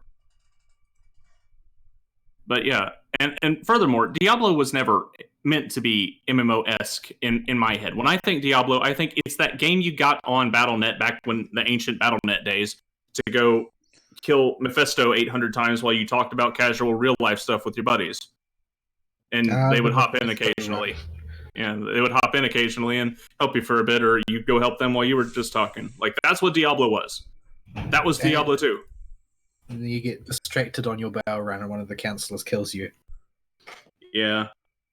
I died to a lot of stupid junk in that game Eh. when I was playing with friends because we'd just be talking and it would get so automatic after a while in Diablo 2. So yeah. If I wasn't so averse to giving Blizzard money, I'd suggest that we play it on Rantathon. But Bit of Diablo Yeah. 2. Well, I think we've all got Diablo 2 already. I've got like parts of my brother's copy of it somewhere. I don't have I would have to buy it because I don't have a legit one. I do have a legit one, but it's not my legit one, and I don't know if I've got all the discs or anything like that. I see. There's a lot of hairy legal shenanigans around my copy of Diablo 2. I'm not going off to buy a disc drive because I can't actually put discs in my computer right now. I don't know if I can. I think I have an optical drive in there. It's just not wired to anything. Like, it's just there for cosmetic purposes. I used to have one laying around here, but I think I took it to the office and left it somewhere. I think I took... Yeah, I did. I took mine out to put an extra hard drive in there. Because I couldn't be bothered finding another SATA cable. Yeah, I think all of my SATA ports are already occupied with hard drives. I've got like 5 or 6 of them, so... Yeah. Oh, man. So, yeah. Good old D2. So, yeah. D4 is going to be a nightmare. And I don't mean the difficulty. It doesn't have to be this way! Can you imagine the sort of heroic welcome, the hero's welcome Blizzard would get if they just decided to, fold on all of their stupid shenanigans and then release a classic Diablo game? Let's rewind the clock. We've seen this play out already with WoW Classic. Yep. Let's rewind the clock to right before BlizzCon last year. If they would have just put up a title card after their Immortal trailer that said Diablo 4 in development for PC, and then the next year they could do everything the same and just not have the Blitzchung incident, we would probably be hyped for some of the stuff that they announced. But the problem is, this stuff wouldn't have been announced in the first place because it's all rushed to counter the problems they've been causing for themselves. I mean, realistically, the only reason that Diablo Immortal exists is because of China anyway. Yeah. Yeah. So...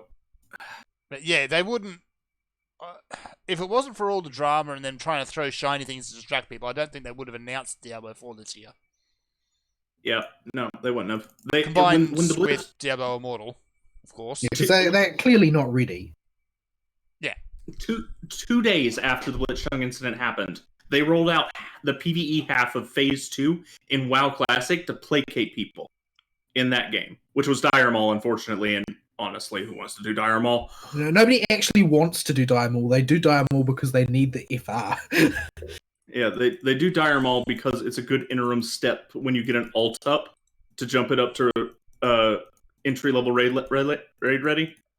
Like, you maybe do Tribute Run as a serious run because there's a couple good pieces out of that, but yeah, it's a mess. So they rolled that out as their effort to placate the WoW Classic player base, totally breaking their plan as soon. We know it's because of Blitzchung, and I'm surprised less people are bringing this up, even though it's just blatantly obvious. Do they think that they've got everyone fooled? Is that the case? I don't know, but you tried to placate us with Dire Maul. Yeah, That doesn't seem like a safe play to me. I just gotta say, Dire Maul, really. Bold strategy, Cotton. Let's see how it plays out for him. But yeah. So, the Blizzard news continues. Again. Because of course it does. So, remember how they were going to update the lore to fit the new lore in Warcraft 3 Reforged? Well, Yeah. they had to eat humble pie on that. Yeah, so they're not going to do that no more. And I do not see this as a positive, because I see this as Blizzard just kind of harumphing that they guess they got to do it the way the people want to. There's a degree of that, but honestly, Warcraft 3's story was coherent. WoW's is not. Well, it's just hackery, and I don't think that it's not. I don't think it's just that Warcraft 33's story is coherent and WoW's is not. WoW's when Metzen was the writer, you didn't have vanity written. That's the difference. Like what we have now are retcons that are just writers acting out their own vanity. Like the most egregious one currently, I think that's doing the rounds, is the update that Sylvanas planned everything. This is her grand plan. Everything is just as planned. She had anticipated becoming the war chief somehow because it was arranged between her and her benefactor, and so on and so forth. Like that, it states very clearly in the books that she hates being war chief because everybody's watching her and she can't do shenanigans. Yes. Yeah. But that's suddenly gone. Now the only reason to do that, because when you've got a free hand to write the story for a new expansion, which is only tethered by a single plot thread pretty much to the extent of the storyline, the only reason you do that is because you want to look clever. Oh, look at this thing that I set up all this time ago, and all this other corollary media as well, etc., etc. That's your vanity at work. And Metzen didn't do that. He dropped the ball plenty of times and had to retcon things, it's true, but he didn't do it because he wanted to look clever. He did it because he thought he had a better idea than the way that he had set it up previously, because he hadn't really thought about it much back then, and now he wanted to expand it. Like that's a little bit sloppy, but what we have now is hackery for the vanity of the writers, in my opinion. I think that's the big problem now, is that nowadays when they retcon something, it's to try and make themselves look good. Look how cunning I am. Look how deep my writing is. Look how great my lore is. They're always lore writing and they're never story writing. Yeah. And that's great. Go write tabletop instead if that's your shtick. Seriously. You have a better medium for that. But yeah. So that's great that they're not going to retcon the lore nowadays. Whatever. We're not giving them money anyway. The thing is that they've already found a loophole. Mm-hmm. The loophole is that the Chronicle is allegedly told from the Titan's perspective. So the truth doesn't necessarily need to align with what's written in the Chronicle. Yeah. That's like the most transparent dodge imaginable, especially considering apparently, and I haven't read the Chronicle, but apparently the Chronicle contains the story of creation that the Titans weren't present for. Wait, what? So there's no way they can be telling it from their point of view. They don't have a point of view then. Yeah. Blizzard lore is all messed up, especially WoW lore. But yeah, just the thing I want to reiterate to people is 2 words we've said on this show many, many, many times in the last 4-ish years, especially. Blizzard lies. Don't Yes, ever they forget do. Blizzard lies. So if they say they're going to do something that's good, they are liars. Yeah, they just want you to believe that that's what they're going to do. That's why they say it. They aren't announcing their intentions. They're trying to shape perceptions. Yeah, it has what Blizzard says, whether official or has no weight at all if it has any bearing for something that would be positive to the player, because it probably ain't going to happen. It will be the first thing cut or the first thing changed. So yeah, the Blizzard news continues. Because of course it does. Because of course it does. This one, I wanted to end it on a funny one.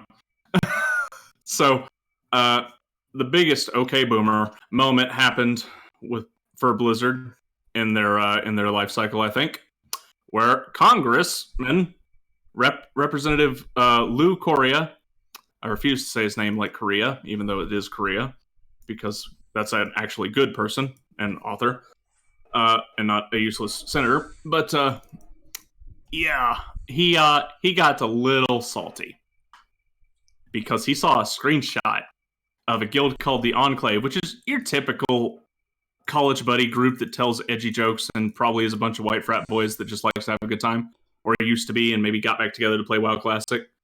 Mm-hmm. And they have they have like a black guy within their guild, or a black character who's black with the name Jesse Jackson and stuff, and they apparently do RP KKK rallies and stuff just to troll people. What? Okay. to get this exact reaction. Yeah. Yes. So they did exactly what was intended. So, Now, we know what these people are. Everybody in the games journalist media knows what they are. They are. The only person that doesn't is this senator.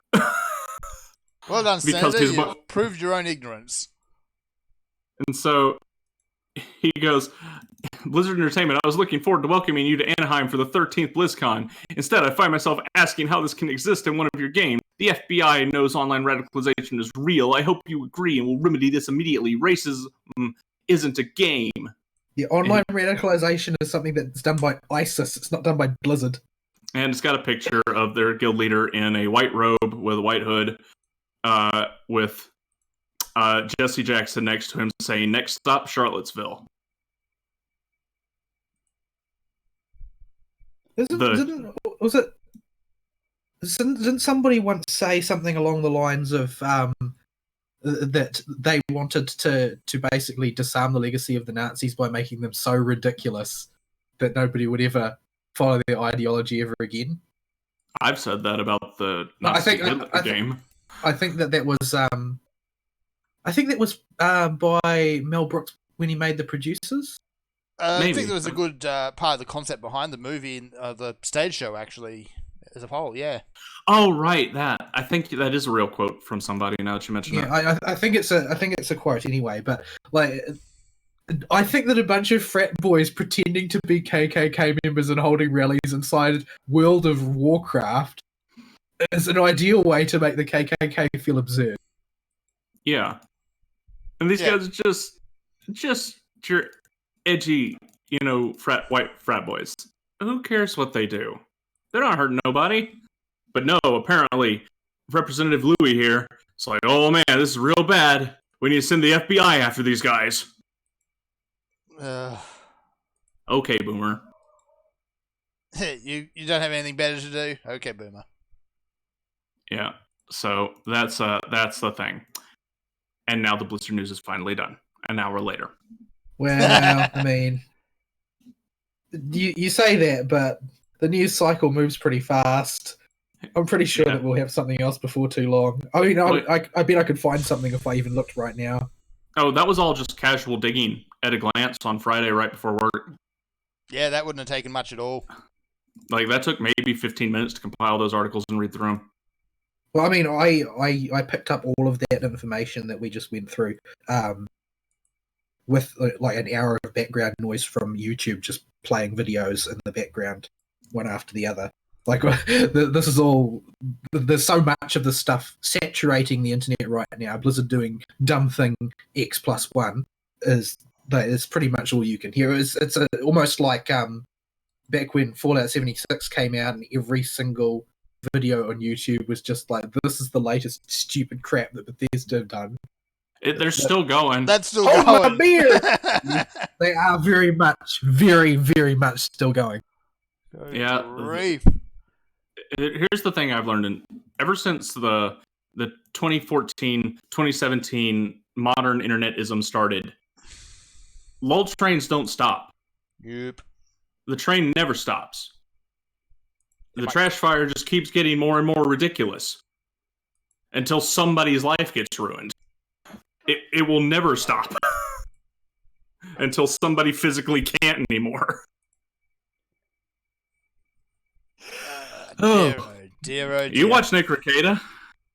Bits of it. You should know full well how exceptional people can be and how they will triple and quadruple down on that exceptionality every single time they get an opportunity to. Sad oh my but goodness. True. Okay. I think I made up for my time where I was absent. Y'all want to take one of the other ones? Nintendo's doing a sneaky. I was unimpressed and impressed by this. Yeah, it's a bit of both. This is so slimy, but so cleverly slimy. This is something I would if I was in marketing, I would approve this. I would probably come up with this idea. Sue. That doesn't make you a good person, just FYI. No, but I could if it was my job to get these things off the back shelf and get the company a profit, this is how I would do it. Yeah. So, Black Friday's coming up. The holiday of trampling old people in Walmart. That's what the holiday's about, isn't it? Yeah, it's about making plans to avoid driving at all possible for the 3 days surrounding Black Friday. Yeah. And I have a job that requires driving. Yeah, sucks to be you. It's not going to happen. Really hope nobody orders crap that I need to go drive to that week. Oh, now you've done it. It's over. It's game over, man. Game over. But yeah. So, there is a bundle deal for a Nintendo Switch, which they put out every year. Well, for their whatever console's current, yeah. They put Yeah. out some Black Friday special for the full price of this, for the normal price of a full price system, you get the system and a game. Yep. They're doing that again. Cool. Okay. Not really newsworthy. Just standard Black Friday deal. Yeah, so in this case, it's their usual bundle, which is $299 US monies for a Nintendo Switch with Mario Kart 8 Deluxe on it, which is actually quite a decent deal on the surface. What they don't tell you, or actually what they do tell you, but in very small writing on the box, is you are getting the old model Switch. Yeah. The At least it's on the box. And on the front of the box at that. It is on the box. But yeah. Yeah, this is the HAC Model 1, which has about 2.5, anywhere from between 2.5 to 6.5 hours of battery life.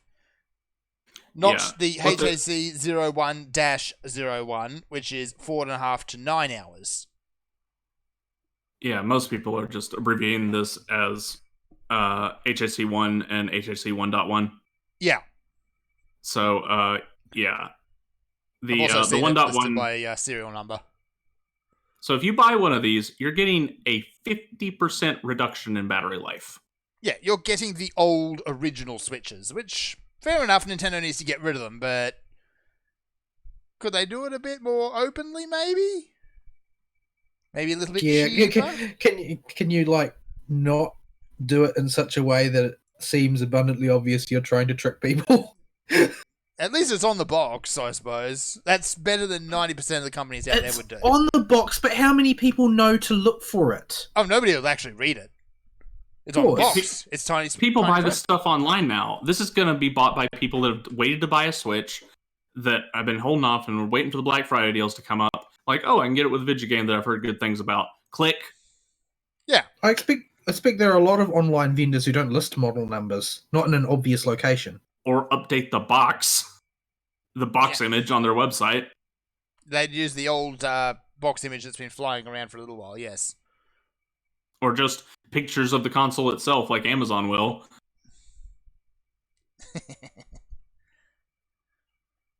So yeah, this is it's not. This is the thing. If they drop the price maybe a little bit more, I'd say it's not a bad deal. It's still not a bad deal, but you can probably get a better deal on the newer model Switch. If it had been $20 cheaper, I think I wouldn't have even posted the news. Just a little bit cheaper.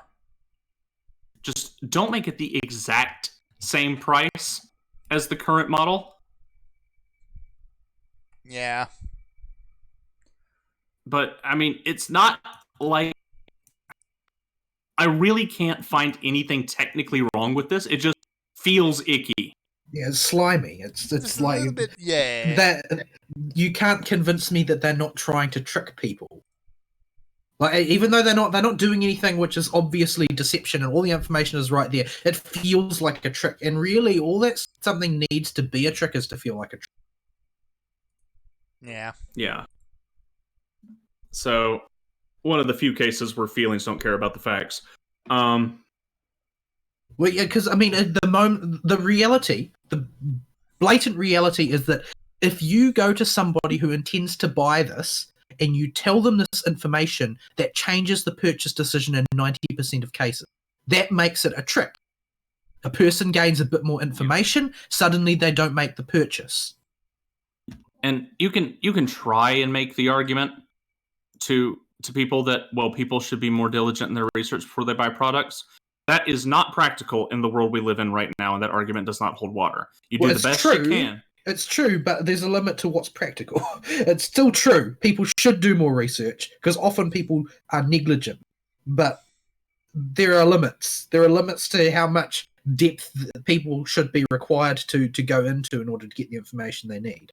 Yeah, the fine print on a product that has an identical name, that is a general consumer product that normies use, that is just going to get like that falls into the realm of not reasonable for the layman to know about. The only people that will know about this are people like us that read the news sites.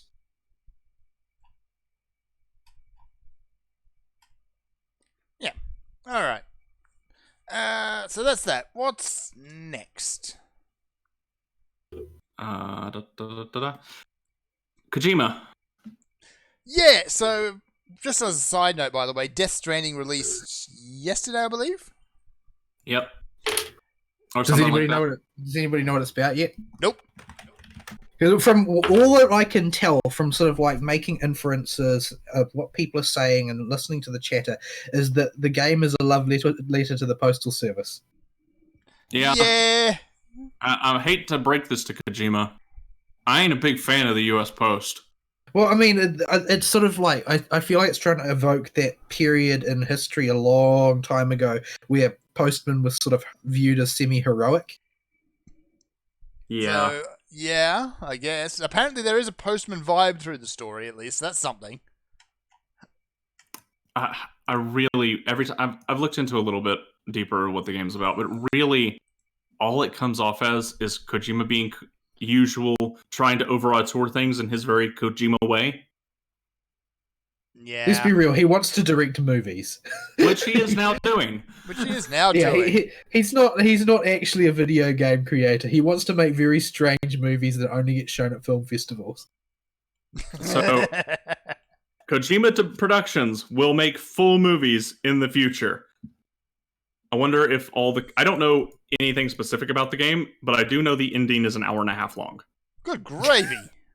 Of Involving cutscenes. no interaction with the player whatsoever. Is he just trying to top the records he's set with the Metal Gear series? Because he's done it. Probably. Oh, it's clear he has a passion for one area of game design that is borrowed from another medium. And he doesn't care about the rest of it. So why doesn't he just go over to that other medium? He could go make TV. He could go make movies. And now he is. What he's doing. And this is what people have been telling him for eons. Go make movies, dude. Well, he's finally going to make movies, dude. So, as I understand it, the entire game is basically framed around delivering packages. Mm-hmm. And apparently, its main hook that it gets into people is to abuse their capacity for OCD. Like, because apparently it's basically the core mechanic seems to be the player's carrying capacity. And sometimes you got to ditch a package because you just can't lug it all the way there. And those packages appear in the shared game world. So you, as a player, will run across packages that people have abandoned because they were unable to get it to the location for whatever reason. They ran out of space or they needed to pick up something else or whatever. And then you have the opportunity, of course, then to pick it up and complete the delivery. So a lot of people just get hooked on that. They're just like, oh, here's a package. I need to take it to where it's supposed to go. And they never progress the story because they're too busy finishing other people's deliveries. It is a kind of a neat mechanic, at least. Too bad if you want to actually get the story going, though. There's other interesting things about the shared world thing, too. Like, you need to run across the U.S., like, planescape. Apparently, most of the U.S. has now just been turned back into wilderness. So, you need to traverse this. And so you need to put, like, ladders down to cross bridges, or cross rivers, and, like, climb up rock faces by hanging tethers up there and rappelling down, or climbing up a rope or something. and you can use the tools that people use to traverse these things if people just leave them in the world and don't pick them back up. you can use somebody else's ladder. And so you get people undertaking big projects, like there's a major ravine that is difficult to cross, and they'll embark on the rather epic project of building a full-size bridge to enable people to get across and that sort of thing. So there's sort of a weird abstract cooperative gameplay element taking place. Yeah, I guess it's helped by the OCD nature of the game and the crazy auteurness that is Kojima. I guess. Like he's a different type of autistic crazy person than like Yoko Taro is. Yoko Taro is just crazy. Like regular crazy. As a designer, Kojima certainly has some issues, but I mean, if you can pick between Kojima and Peter Molyneux, which one do you pick? Kojima, because he'll actually deliver. Well, that's because Kojima will deliver a finished product and what he said he's going to deliver, even if in this case he literally said nothing. Yeah. Molyneux will give you a box. He did give us a box with Molyneux inside it. Yeah, what was that called again? I can't even remember. The Curiosity or something like that. Just something like that. But yeah, the whole competition. Like, you just click on the cube forever. Oh, and by the way, whoever wins special rights and Goddess. No, you get special rights and Goddess. Everybody's favorite game, Goddess. A game that was a complete failure on every axis. Never did find out what happened to that poor guy. If he ever actually got his prize. I don't think he did. Maybe he's still the Lord of Goddess. Oh yeah, he is still technically the Lord of Goddess. And it just so happens that there's nobody playing it, so it doesn't matter. You're the Lord of an empty kingdom. Then here's a question for you. Would you rather have Molyneux or Todd Howard making your game? Oh, that's a tough choice.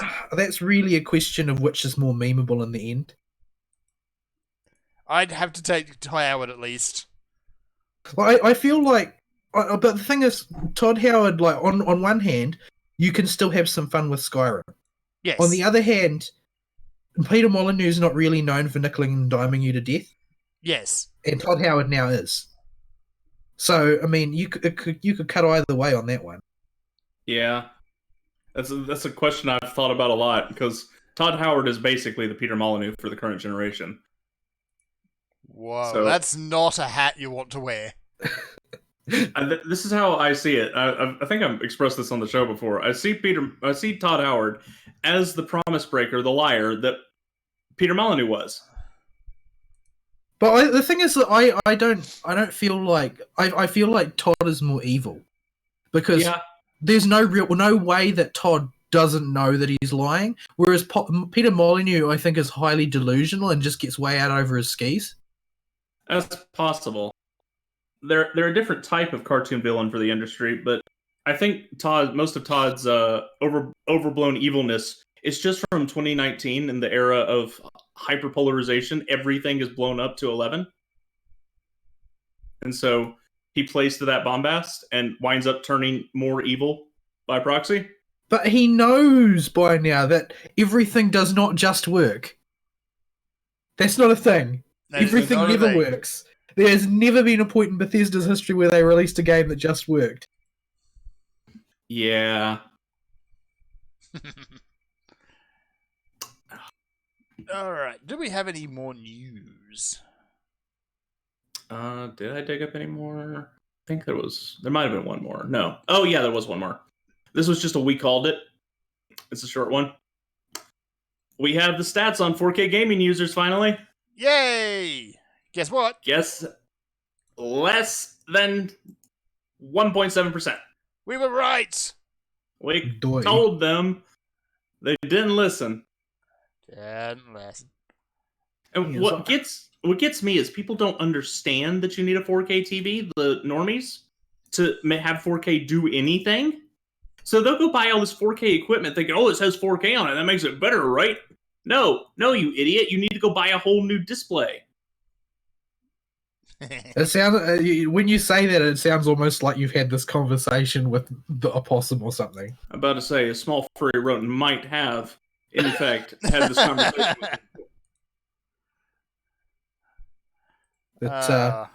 It's the only guy I know who's actually going in for the 4K told me explicitly that he only wants it for bragging rights. He doesn't actually really care. So I mean, and that's basically the only reason. The only reason to get 4K is if you think it would be cool to have 4K.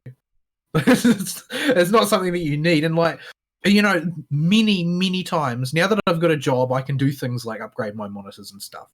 I've been using the same monitors for a long time now, probably about 6 years or something. Yep. I only replace them when one of them burns out, which happens periodically because I'm old enough to outlive my equipment. But every time I do the calculus, I'm like, I could upgrade my monitor and get something new and fancy. It's like, but number one, I don't need it, and number two, I need 2 monitors. I can't live without them. So I can't get a bigger one, and there's no reason to get a fancy one because I'd need to buy a huge pile of corollary equipment to make it work. So it just ends up, washing out in the end. But why? There's no benefit to be gained. There's no tangible benefit. Like the benefit of having 2 bog standard 1080p monitors is infinitely higher than having one big, huge, fancy 4K one in my calculus. Yeah. Yep. If you are literally trying to be more efficient at basically anything, it's always better to have 2 monitors that are just 1080p medium large size than one monster. I know Windows is trying real hard to make it so you can snap stuff with their UI so that you only need 1 monitor, but they ain't there yet. It's still really janky. I love the jank. So yeah, we told them. They didn't listen. And they're still trying to push it, and people are still losing money. More people should listen to the show. We'd warn you about this stuff. We told you! We told you! Do the told you so dance. Do we have a dance for that? Usually it's some sort of random flailing and gyrating. Is it the Hildebrand dance? I think it's not just us that told them. I think a lot of people were cognizant of this. Like, I just didn't understand it. It seemed like every hardware developer was absolutely convinced, not just that the future was 4K, but that everybody was going to take it up straight away. Like, I think even the market penetration on, like, you could talk about DVD, took ages. It took ages before everybody took on DVD, and there's way less of a tangible benefit for 4K, and way more of a prohibitive cost associated with it. Because you aren't just replacing one piece of kit; you're replacing everything. Yeah, and I guess it's because their investors are used to this exponential technology growth, where a new brand or quality level of product is released every year, and everybody has to buy the new one. And they you need to get something out. And every tech company's like, well, I guess we can make the resolution better. Because we kind of hit that plateau where even if the graphics cards kept getting doubling in power every 2 or 3 years, it wouldn't matter because we're at the uncanny valley point in 3D graphics. Yeah, and I've heard also that there's a sort of an issue that, like for instance, at Blizzard, because Blizzard, at Blizzard, they're actually working on ray tracing, adding ray tracing to World of Warcraft. Yeah. To make it look better. Like, now that's interesting, but the reality is it's only being battered around the office. They aren't actually practically trying to implement it in the next product. And the reason for that is that nobody can use ray tracing because nobody can afford that graphics card. Like, it's not worth their time. It's fundamentally not worth their time, because to actually tune everything up to work with ray tracing is a humongous project.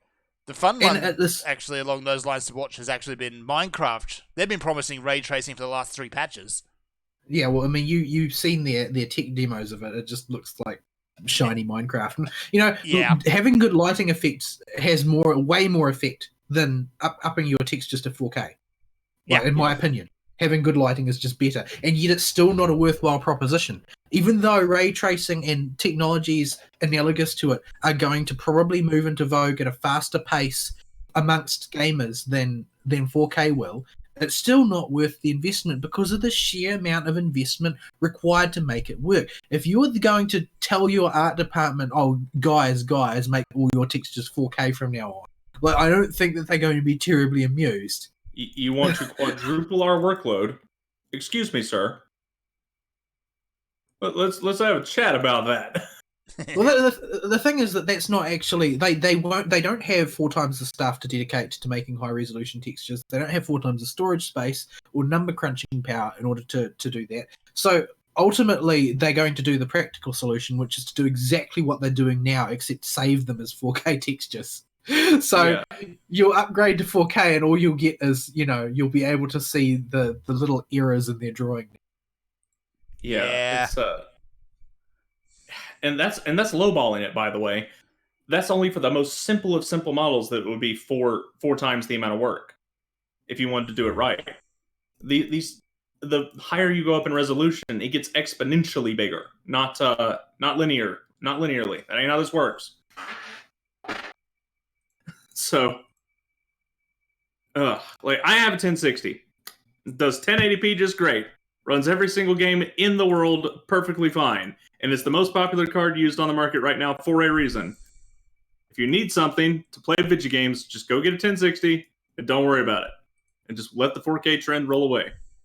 I don't even know what I've got. It hasn't presented a problem. Yeah.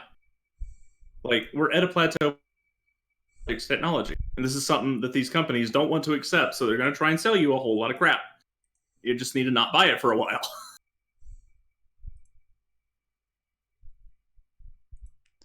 So yeah, I think that is the good news. I think it is. There was one. I did see something about. I think it was about. Actually, no. Let's just leave that one alone. I don't remember enough details about it to talk about it. There was the other one about Blizzard. I'm not thinking of that. So I guess we can do this one real fast. The Blizzard news continues back again, even before the end of the week. Jeff Kaplan's poked his head out of his hole. Yeah, and said something dumb. In response to, I presume, the negative criticism that Overwatch 2 is Overwatch 1.1, he says, and I quote, if I can find it in the quote, "I want to challenge the industry on what a sequel is with the Overwatch 2. I'm assuming... By making it not a sequel. Yeah, by releasing a patch as a full-price sequel. Yeah. Well, the market will certainly respond, but it might not be the way that they want. Remember when Left 4 Dead 2 did it? That went over like a lead balloon. I don't remember. I'd forgotten that franchise existed. Yeah, that one was a flash. Not a flash in the pan, but it burned. When it burned out, it was dead and never showed back up again. Yeah, I wonder if we'll see a similar pattern take place for the Battle Royale. Nah. Maybe. We'll see. But yeah. So yeah, sure, Jeff. The reason we're making fun of you is because you're charging us full price for a patch. Yes. Supposedly a patch that adds a single player campaign, but for $60 that should have been in there in the first place. Yeah, really. I mean, I know you sold Overwatch base game for $40, and that was a good move for a multiplayer only game. If you give most of the stuff out the gate. But I'm not going to pay $60 for a patch. Yep. So, sorry, Jeff. Yeah, the cutscene honestly doesn't show us anything. It basically shows us that Blizzard continues to have one of the best cutscene teams in the market. Well, it was just a cutscene for a patch that they turned into Overwatch 2 because, oh crap, the Americans are trying to kill us because we supported commies. Every time you just call him Jeff, I think you're talking about one of your campaign characters. It could be. You get down here, you're going to run into a lot of people named Jeff. There's a reason I use it as my generic NPC name. Greetings, but Jeff. Yeah. Oh boy.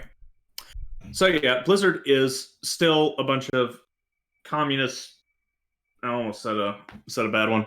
Monkeys. Please don't. They're chubby little commies all stuffed with fluff for their Winnie the Pooh bear. So yeah, no one at least is really buying their story with Overwatch 2. Everyone sees it for what it is. Yeah. Uh, I think that's all the news. it is. So It's we almost should all Blizzard screwing up in various different ways. please stop screwing up, Blizzard. I just one morning before work, I just like I'll flip through Niche Gamer and see if there's any articles to throw in there for the news before work starts today, and like, oh, there's one. Oh, there's one. Oh, that was about Blizzard 2. Oh, that was about Blizzard 2. Another one. Another one. It just they've been on a roll. All aboard the failure train.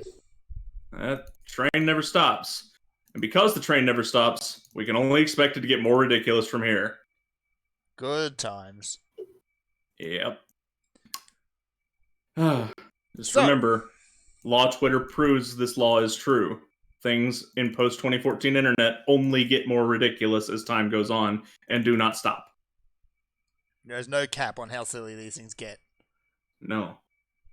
West Nile is best Nile. All Right, so let's start wrapping up then. right, folks. So, Email topic of the week. Why is Blizzard bad? all right. As a reminder, no show next week. Rantathon the week after. Keep an eye on VTWProductions.com for times. Yep.